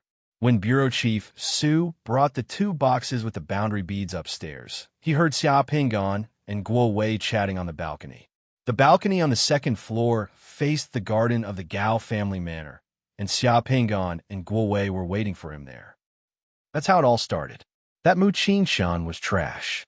He had a grudge with his summoner from the Xianghe Committee of Order, and he wanted to find trouble with me. That's why I broke his leg in the arena, and he went home to recuperate. Life is unpredictable, Xia Pingon sighed on the balcony. I thought that he would be more obedient after I taught him a lesson. I didn't expect that when I met him again, it would be an eternal farewell. To be honest, I don't feel sorry for his death at all. Aren't you afraid that the Gao family will think that you were the one who did it? Guo Wei asked. Grudges in the arena should be settled in the arena. I wouldn't risk so many lives for such a small matter.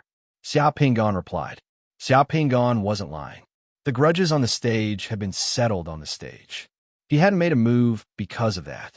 He had made a move because the Gao clan and Mu Qingshan wanted his life. This was an eye for an eye for an eye. When he was downstairs, Bureau Chief Su actually had a thought. Could it be Xia Pingon who did it? But when he went upstairs and heard Xia Pingon talk about his grudge with Mu Qingshan, the suspicion in Bureau Chief Su's heart completely disappeared. Chief Su laughed self-deprecatingly in his heart. It made sense when he thought about it. Speaking of grudges, any of the 7 people who died in the Gao family would have caused more serious grudges than a single battle in the arena. Let's not talk about anything else. Just the Gao family's businesses alone had caused hundreds of lawsuits in the courts. 2 years ago, there were even people who jumped off a building. In order to deal with these lawsuits, the Gao family had a team of lawyers. Other than that, there were also conflicts between men and women. Mu Qingshan was a summoner and liked to show off. His enemies weren't just Xia Pingon, so there were too many suspects. Bureau Chief Su came to the balcony and handed the 2 boxes to Xia Pingon. Mr. Xia, these are the 2 boundary beads prepared by the Gao family. Please take a look. Xia Pingon took the 2 boxes and opened the first one. The boundary bead in the box looked familiar. Upon closer inspection, it was the engraved boat Seeking Sword. Xia Pingon almost laughed out loud. The price of this realm summoning bead at the Mass Club was 9 million. Maybe it was bought by the Gao family. He didn't expect that it would fall into his hands after going around in circles. Xia Pingon closed the first box and opened the second one. The boundary bead in the box looked like an ordinary divine power boundary bead. In the middle of the boundary bead, there were 20 shrunken divine power light balls floating. There were also 4 divine runes. Guanzhong knows people. These 2 boundary beads were very expensive for ordinary people. But to the Gao family, they were probably the cheapest ones they could take out. Okay. Xia Pingon looked at the 2 boundary beads and nodded. He said seriously, did Bureau Chief Su make it clear to the Gao family that if I succeed in fusing these 2 boundary beads, I won't be able to return them? Of course, if I fail in the fusion and die, it has nothing to do with them. Bureau Chief Su nodded. Of course, Mr. Xia has given the Gao family and me a lot of face by risking his life to fuse with the boundary beads and use the secret method to search for clues. The Gao family naturally wouldn't be so insensible. Just now, the Gao family even told me that if Mr. Xia could find useful clues, the Gao family would reward him greatly. To be honest, I had some conflicts with Mu Qingshan of the Gao family in the Demon Suppression Guard. I didn't expect that the Gao family would still be able to distinguish the severity of the matter and be willing to take out the boundary beads. Bureau Chief Su's expression was a little strange. Cough, cough. These 2 boundary beads were taken out by Gao Tianxi's wife, Hime Yuan. Now that the Gao family is a little chaotic, there are some things that they don't agree on. The Gao sisters still have a lot of opinions about Mr. Xia. I got it. Xia Pingon put away the boundary beads. I'll find a room here to fuse with the boundary beads. During this period, I can't be disturbed by anyone. I'm not sure how long it will take. If it's short, it might take 1 or 2 hours. If it's long, it might take 7 or 8 hours. Please wait for me. It's okay. The study on the 2nd floor is fine. I'll wait here. Bureau Chief Su couldn't wait for Xiaopingan to fuse with the two boundary beads immediately. It's a little dangerous to fuse with the boundary beads. Should we inform the chairman? Guowei thought for a while before asking Xiaopingan. If something really happened to Xiaopingan, the 87th Legion's high priest who had just been entrusted with an important task would be gone.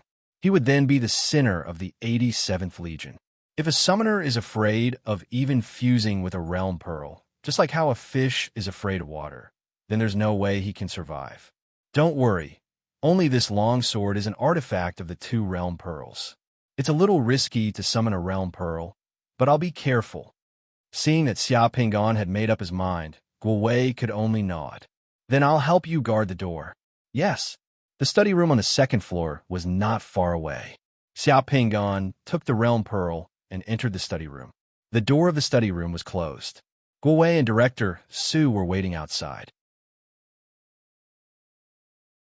Looking at this study, Xiaopingan guessed that Mu Qingxin and those people of the Gao family would never have imagined that he would actually be able to fuse with the realm pearl given by the daughter-in-law of the Gao family the next day in order to find clues about the real culprit. Sometimes, things in this world were just so strange. Xiaopingan took off his shoes and sat cross-legged on the sofa in the study room. He directly took out the first realm pearl of the engraved boat seeking sword and turned the ring on his finger to reveal a silver needle. He pricked his finger and dripped a drop of blood on the realm pearl. The realm pearl absorbed the blood, and in the blink of an eye, it emitted a green brilliance that wrapped Xiaopingan up and turned into an egg-shaped cocoon of light. The sword fell into the water. The sword fell into the water. Xiaopingan opened his eyes and heard someone shouting beside him. That voice was from Chu Di. He was sitting on a boat that was crossing the river. Apart from him, there were 7 or 8 other people on the boat. Everyone was looking at the river beside Xiaopingan. The river was torrential and bottomless. When Xiaopingan looked over, he saw a treasured sword swaying in the water like a silver snake. When he saw it, the sword had already sunk several meters into the water. In the blink of an eye, it swayed twice and sank into the water, disappearing without a trace. The boatman looked at him helplessly with an expression that said it had nothing to do with him. Wow, that's a good sword. To think it fell into the water, I wonder if he can get it if he jumps in to fish it out? Is he tired of living? Who dares to jump in such deep water? The people on the boat were discussing fervently. All of them looked at Xiaopingan with sympathy. Swords in this era were luxury goods. They were expensive, and ordinary people could not afford them. Under such circumstances, there were many people who dared to jump into the river to fish for swords. For example, those summoners who had drowned. Xiaopingan sighed in his heart. Then he unhurriedly touched his body. Indeed, he found a dagger. Then he used the dagger to carve a mark on the boat where the sword fell into. Compared to the value of a treasured sword, using a treasured sword to exchange for a chance to become famous and warn future generations was what a fool should do. Sir, what do you mean by this? The boatman asked. This is where the treasured sword fell into the water. I'm carving a mark here. When the boat reaches a shallow area, I'll go down from this mark to fish it out, Xiaopingan said to the others on the boat with a serious expression. The people on the boat were stunned for a moment before bursting into laughter. The world of the realm pearl shattered. The first realm pearl. Less than 10 minutes after closing his eyes, Xiaopingan opened them. His secret mandala had increased by another 10 points of divine power. At the same time, there was an additional summoning slot for a longsword. To others, the mortality rate of this longsword summoning was as high as 1 in 7. However, to Xiaopingan, it was as simple as going to the toilet while reading the newspaper. Xiaopingan did not wait any longer. He continued to open the second box and took out the realm pearl of Guan. Moments later, Xiaopingan was once again surrounded by a cocoon of light.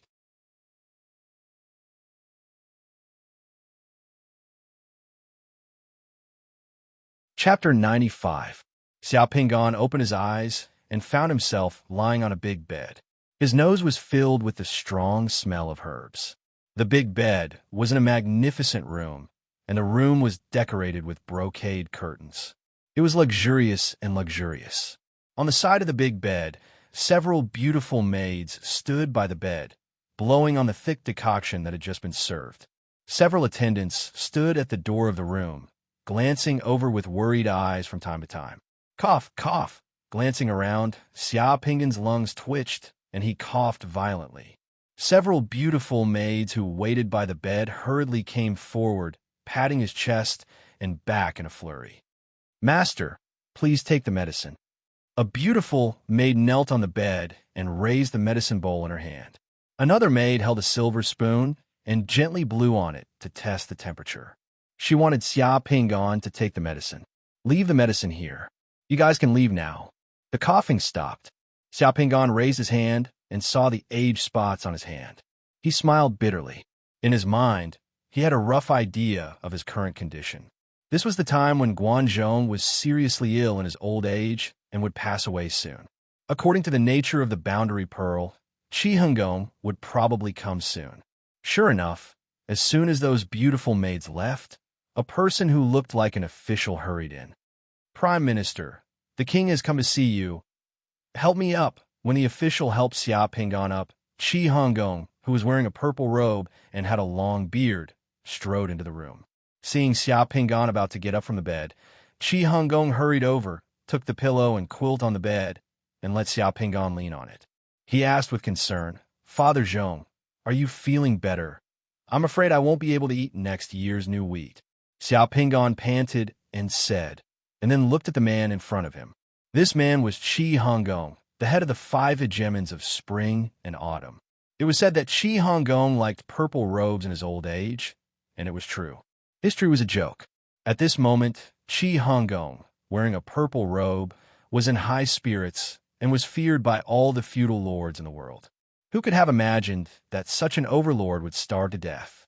What's more, he had been dead for 67 days, and nobody took care of his corpse until the maggots crawled out of the palace wall. An overlord's achievements depended on the right people, and he died miserably because of the right people. Xia Pinggan sighed as he admired Guanzhong's insight and talent. If Qi Hengong, he would not be so miserable. He would not be so miserable.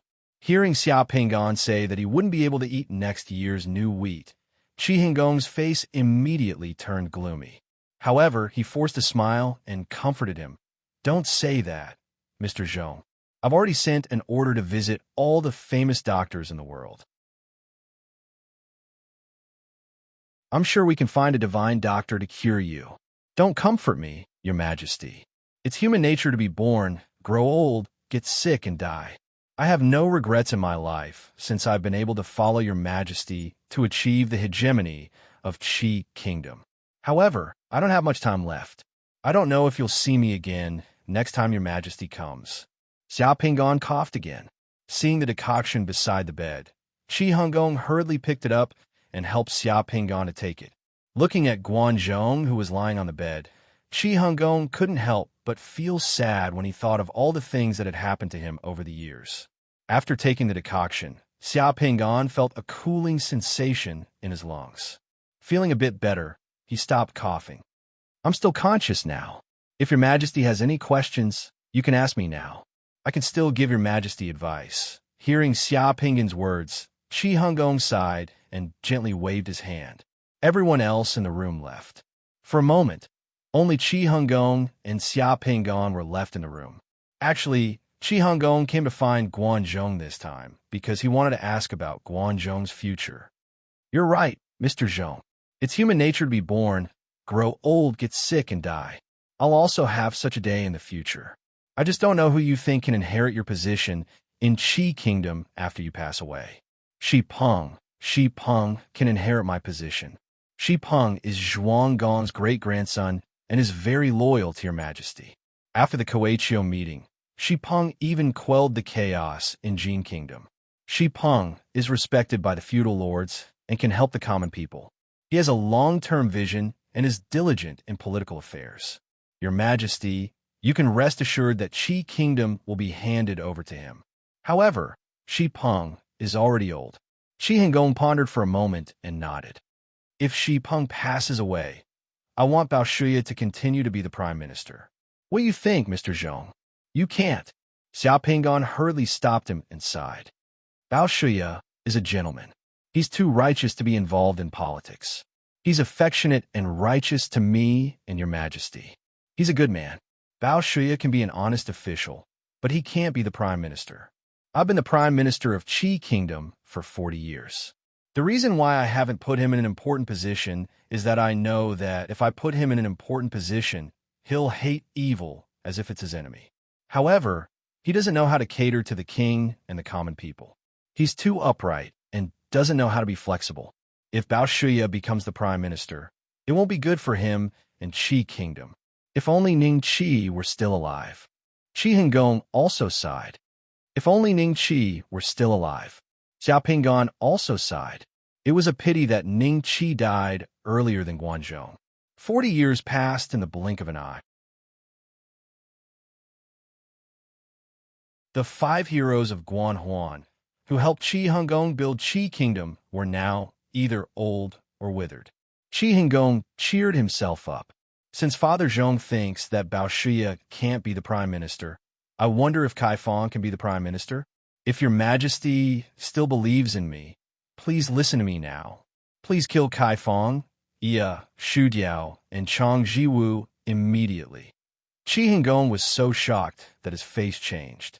He just wanted to ask Xiao Pingon whether the 4 people could be of great use. He intended to promote them. However, he didn't expect that Xiao Pingon suggested him to kill the 4 people as soon as he opened his mouth. The 4 people are very loyal to me. Why do you say that, Father Zhong? You wanted to kill them. If I kill them, won't the people in the world laugh at me for being heartless? The most difficult thing to give up in the world is the kinship. Everyone cherishes their children. Your Majesty, you ate all kinds of delicacies and wanted to taste human flesh. He killed his own son and cooked it for your Majesty. How could he be loyal to your Majesty if he could kill his own son so cruelly? Qi Hengong's face changed. What about Shu Diao? In order to serve me in the palace, Shu Diao even castrated himself. He cherished me more than himself. What did he do wrong to make you kill him? Shu Diao?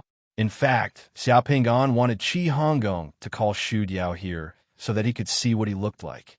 It was said that Shu Diao was very handsome. In order to stay with Qi Hengong in the palace, so that Qi Hengong wouldn't be worried about his status, he directly castrated himself in the palace. Shu Diao was the ancestor of Dongfeng Bubi, the first person who cultivated sunflower manual and bixia swordplay. It's normal for people to value their own bodies. If he doesn't cherish his own body, how could he cherish your Majesty's body? What did Kai Fong do wrong? He would rather give up his position as the Crown Prince of Wei and serve me for 15 years. He didn't even go back to attend his parents' funeral. Are you worried about him? Kai Fong came to Qi because Qi is big and Wei is small. Qi is rich and Wei is poor. He served your Majesty in Qi and enjoyed a much better life than being the Crown Prince of Wei. Such a person didn't even feel sad about his parents' death. He abandoned his home and country. Your Majesty, do you expect him to be more filial to you than he was to his parents? These people who go against common sense must be evildoers with evil intentions. You can't put them in an important position. Your Majesty, please kill them. What did Chang Jiwu do wrong? Chang Jiwu can predict people's death and cure my chronic disease. Why do you want to kill him? Life and death are fated. Diseases are also the problems of one's body. Your Majesty, you put your life and death in the hands of others and let others decide for you. Can't your Majesty notice such a danger? If Chang Jiwu is disloyal, your Majesty will be in danger. These 4 people have followed me and served me for so many years. Why didn't Father Zhong say it earlier? Why do you want me to kill them now? I didn't say it before. I just kept them to relieve your Majesty's boredom and to make your Majesty happy. If you compare them to a flood, I'm the dam. If you compare them to a beast, I'm the cage. If I'm here, they won't be able to harm Qi. Now that the dam is about to be destroyed, the cage is rotten. Once the flood and beast are released, they will run rampant and harm Qi and your Majesty. You must kill them. Qi Hengong struggled and finally sighed. If I kill them, what will the world think of me? Forget it. At worst, I'll drive them out of Linzi and distance myself from them. I'll never see them again. Hearing Qi Hongong's words, Xia Pingan became speechless. The inertia of history was too great. Qi Hongong's fate could not be changed. Although Qi Hongong said that he would drive the 4 people out of Linzi, 3 years after Guanzhong's death, Qi Hongong missed the feeling of having the 4 people serve him. As a result, he recruited the 4 people again. Finally, Qi state was thrown into chaos. Qi Hongong was also killed by the 4 people in an extremely sullen way. It was really regrettable that an overlord of a generation was killed by evil people. In the study, Xia Pingan opened his eyes. Looking at the time, he found that it had only been less than 1 hour since the 2 realm pearls merged. Guanzhong's realm pearl of divine power increased Xia Pingan's divine power by 20 points, increasing the upper limit of Xia Pingan's divine power to 290 points. After the merging of this realm pearl, there was another portrait of Guanzhong discussing with Qi Hongong on the sickbed. On the left side of the portrait was the scene where Qi Hongong asked Guanzhong for advice. On the right side of the portrait was the scene where Qi Hongong was trapped in the palace and starved to death. His body was rotten and infested with maggots, and nobody cared about him. There were 8 words on the portrait. Use the virtuous to become the overlord. Use the evil to become the traitor, and you will die. These 8 words were really a portrayal of Qi Hongong's life. At the same time, the word distinguish on the mountain of gold was also illuminated by this portrait. The word sword on the engraved boat in front of the portrait was illuminated. The 2 realm pearls merged perfectly. Xia Pingan was very satisfied. It was still too early. If he walked out of the study at this time, people outside might misunderstand him. Therefore, Xia Pingan continued to sit cross-legged in the study and close his eyes to rest. After about 1 hour, Xia Pingan felt that it was about time and left the study. As expected, Guo Wei and director Su were still waiting outside. They were chatting on the sofa outside. Seeing Xia Pingan open the door and walk out of the study, they both stood up. Director Su became spirited while Guo Wei let out a sigh of relief. He was really afraid that Xia Pingan couldn't come out.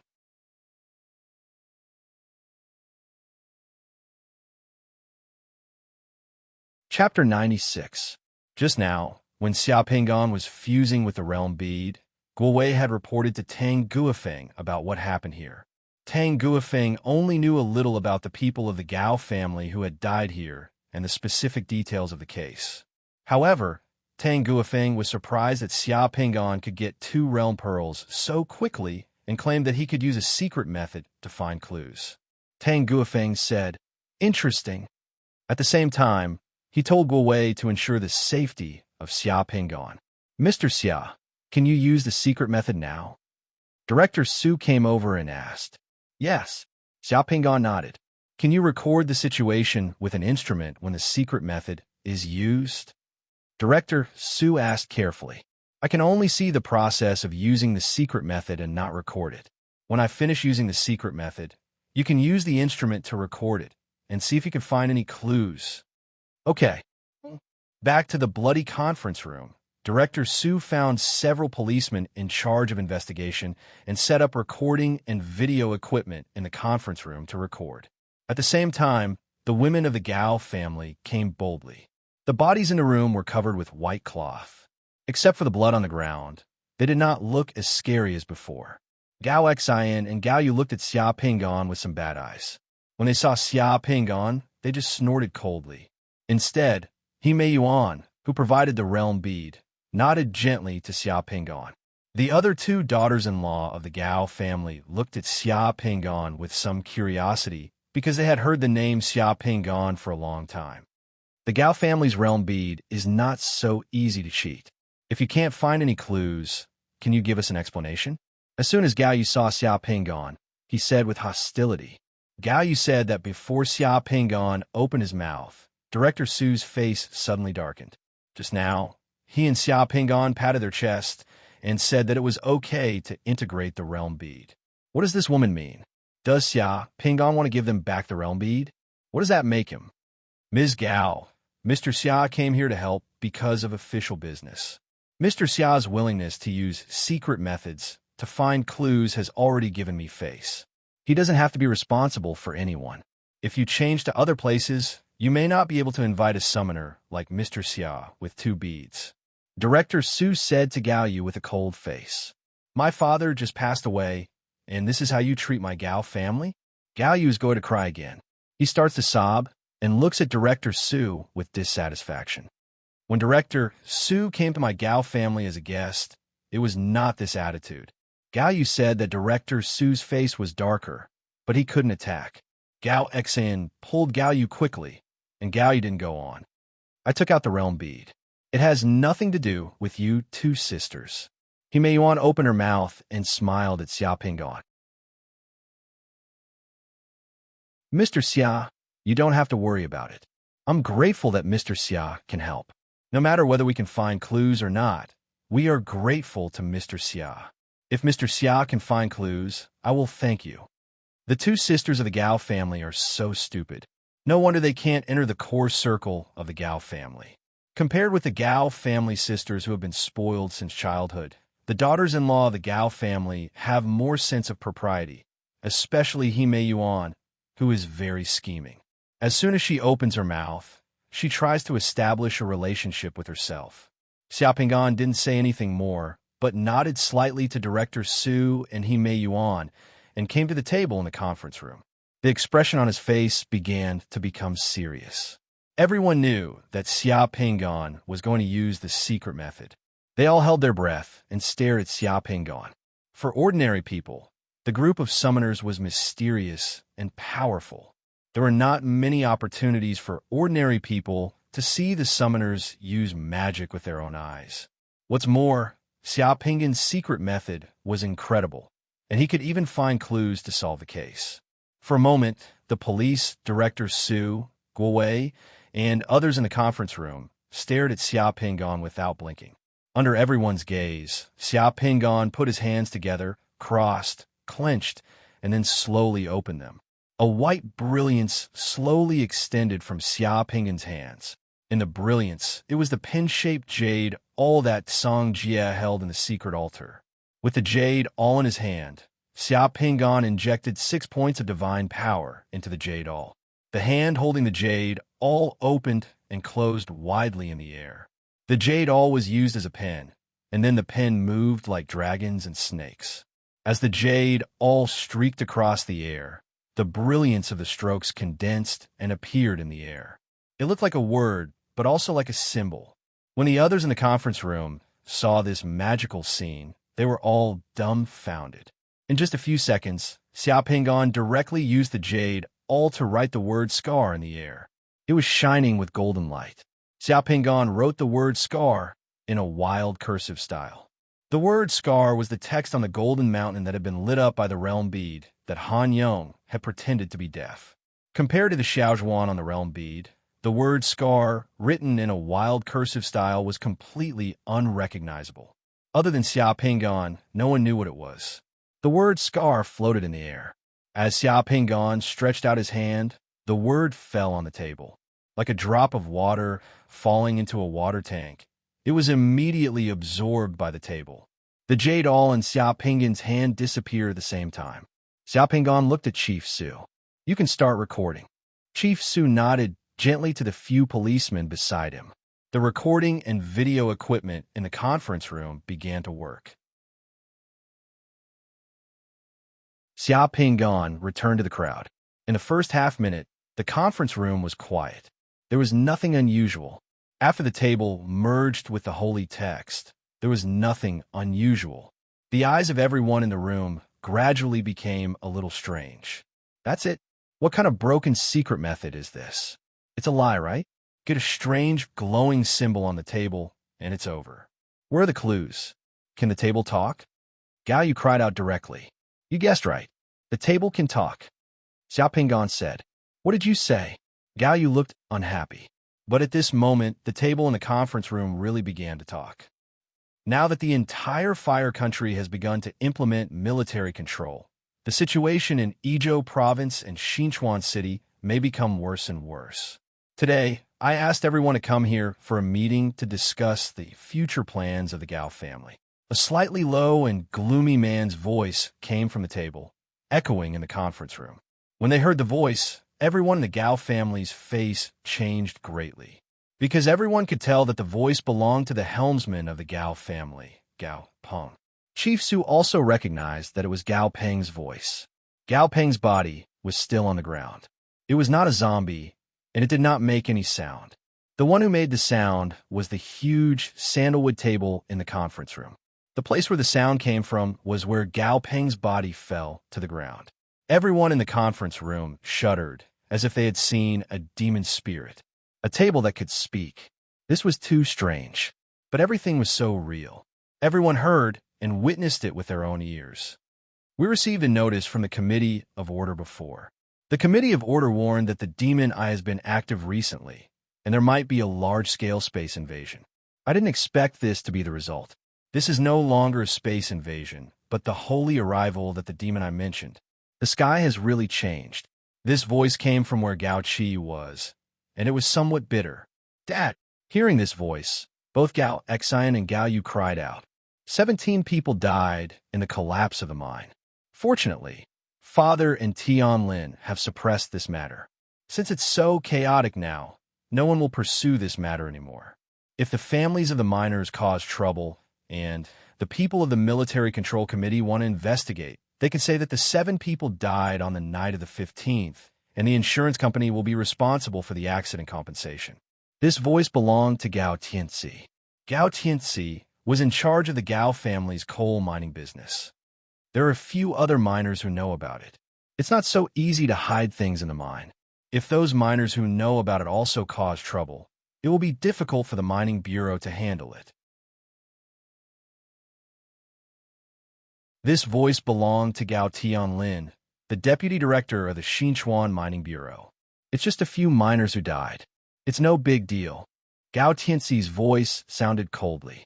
If those miners who know about it are disobedient, let them go down the well. I'll arrange another accident for them, and it'll be over. Just like that union representative who doesn't know what's good for him, he can solve it with an accident. This kind of thing isn't that difficult.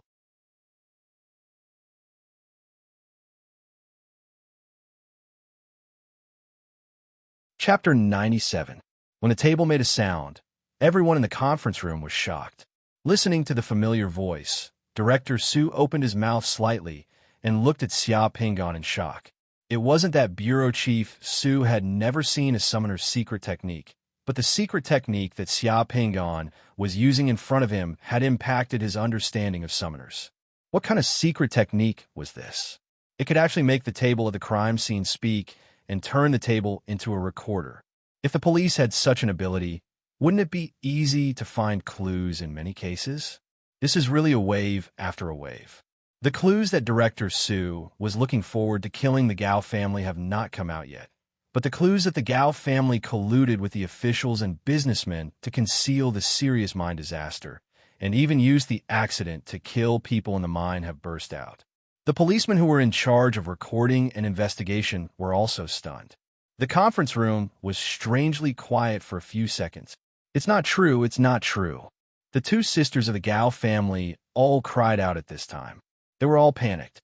Several daughters-in-law of the Gao family were also pale and panicked. This is him. This is his trick. It's all his conspiracy. He is framing our Gao family. Gao Yu pointed to Xia Pingon and shouted angrily. Director Su, let him stop. The secret method has been used. I can't stop even if I want to. Now, this table is repeating the sound in the conference room last night. Unless you destroy the table won't stop. Xia Pingon looked at Director Su calmly. Director Su, I'm only responsible for looking for clues. The specific clues you find have nothing to do with me. Gao Yu picked up a water cup beside him and smashed it against the sandalwood table in the conference room.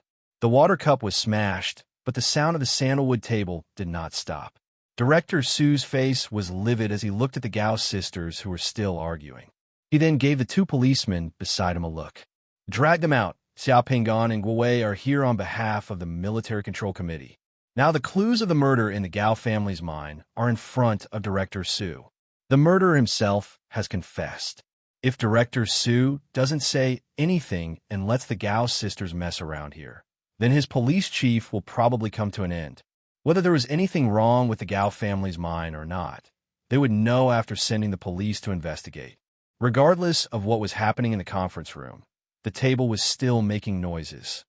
At this time, the matter of the mine is only a small matter. It doesn't matter if we have to pay some money. I've already received news from an old friend that the Doomsday Bunker in the Fire Country has been reactivated.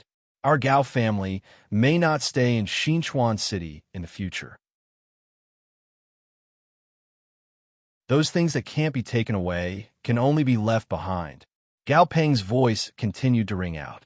Father, we've been running the coal mining business for decades. It's the foundation of our Gao family. How can we give it up just like that? Without this business, even if we reach Doomsday Bunker, what will we do in the future? Gao Tianzi said anxiously. That's right. How can we give up the tens of billions accumulated by our family just like that? This was Liu Haorong's voice. All the Doomsday Bunkers in the Fire Country are built in areas with the richest underground resources. If the Doomsday Bunkers want to survive, they will need all kinds of resources and minerals.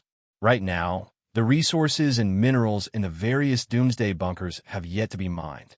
Nominally, they belong to the country. As long as we can complete the exchange of the resources in our hands with the resources in the Doomsday Bunkers, no matter where we go, our Gao family will never decline. The Gao family will always be the Gao family. Gao Peng's voice rang out firmly in the conference room.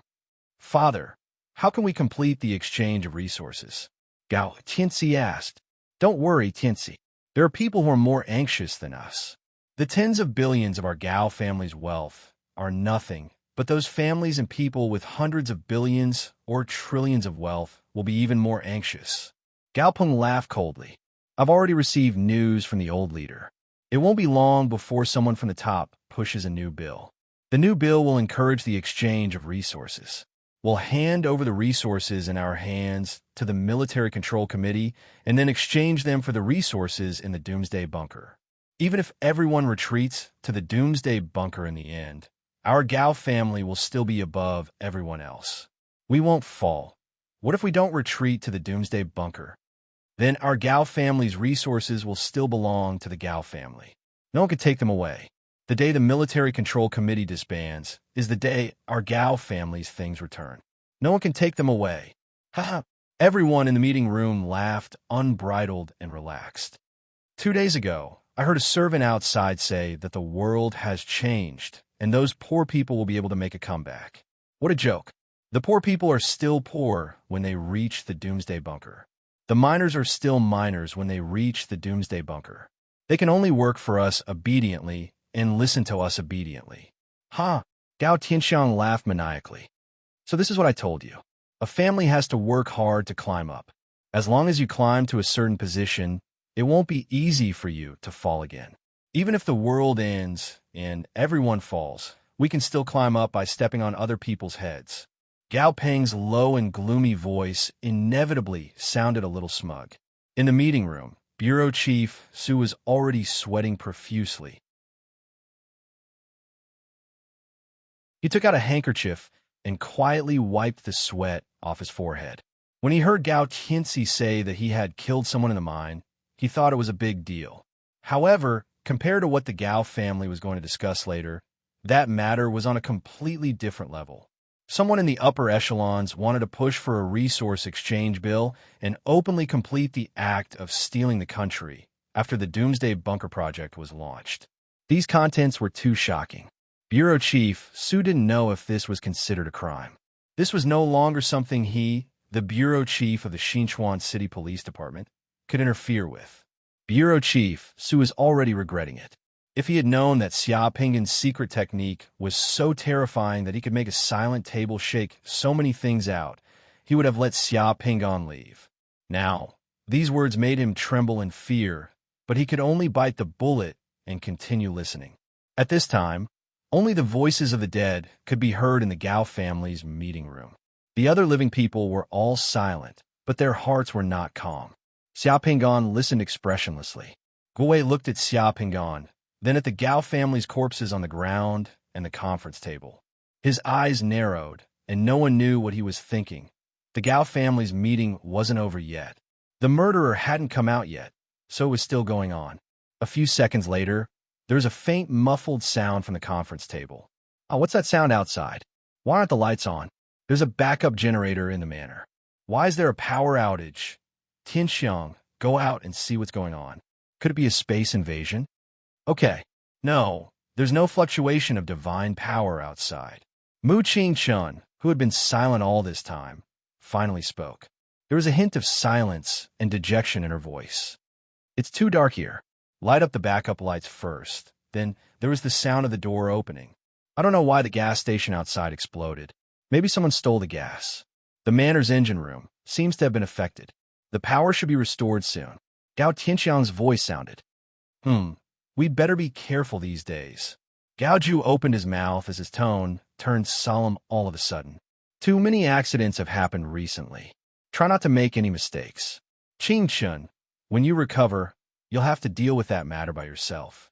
After all, the two summoners of the Order Committee of Donghu Province are outsiders. They can't be allowed to live. You have to kill them by yourself. If that matter is leaked out, you'll be charged with the crime of murdering a summoner of the Order Committee and a policeman of the Order Committee. It'll be a big problem.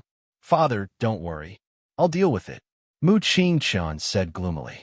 Killing one is killing. Killing two is also killing. I've even killed a few policemen. Why would I care about them? When they come back, I'll deal with them. That person's cell phone signal hasn't appeared until today. They should have completed their mission. Director Su was about to go crazy. The Gao family actually murdered a policeman and a summoner. F***CK. What kind of luck did I have to encounter such a thing? However, who was the summoner that the Gao family wanted to kill? The situation has been tense recently. Tang Guofeng and the military administration are not easy to deal with. Don't trade with the Devil's Eye in the future. Although the immortal demonic liquid provided by the Devil's Eye is good, it's too sensitive and can't be exposed. If the Devil's Eye knows that the buyer behind Xinchuan is our Gao family, it'll be easy for them to get something on us. That's not good. Gao Ju said. The immortal demonic liquid is really good. I've used it once, and it feels really nostalgic. For a whole half a year, my body feels like it's dozens of years younger. Gao Ju sighed. The Gao family actually has a deal with the Devil's Eye. Hearing this, Director Su's tense nerves completely relaxed. F***CK. I can't take care of this matter. Whoever wants to take care of it can take care of it. A few seconds later, bang. The sound of the window shattering could be heard. Who is it? Mu Qingchun asked, followed by a blood-curdling scream. The sound of a sharp blade piercing through the air and piercing into the body, as well as the muffled groans of the Gao family members before their deaths and the sound of chairs overturning, could be heard in the room. However, it only took 3 seconds for everything to stop. In the silence, only the faint dripping sound of blood could be heard. After that, no one else's voice could be heard. After more than 10 minutes, even the dripping sound of blood stopped. The table in the conference room was completely silent. Xiao Pingin's secret technique only made the murderer appear for a few seconds. Only the sound of the murder could be heard, and there were no other clues. Instead, the Gao family's background was exposed. The entire meeting room was deathly silent for 2 minutes before the voice of the Gao family's daughter-in-law, Hime Yuan, rang out in a trembling voice. Chief Su, what my father-in-law and husband were discussing, we do not know at all. I remember that the Fire Country's laws state that summoners' spells and awakened people's special abilities cannot be used as direct and effective legal evidence. Is that right? Director Su didn't know how to answer. Director Su, I want to make a copy of the video and recording of the scene you recorded and bring it back to Chairman Tang. Guowei only said a few words. You're tuning in to the Warrior Lore YouTube channel. Don't forget to subscribe and join us on this journey to catch the most captivating stories.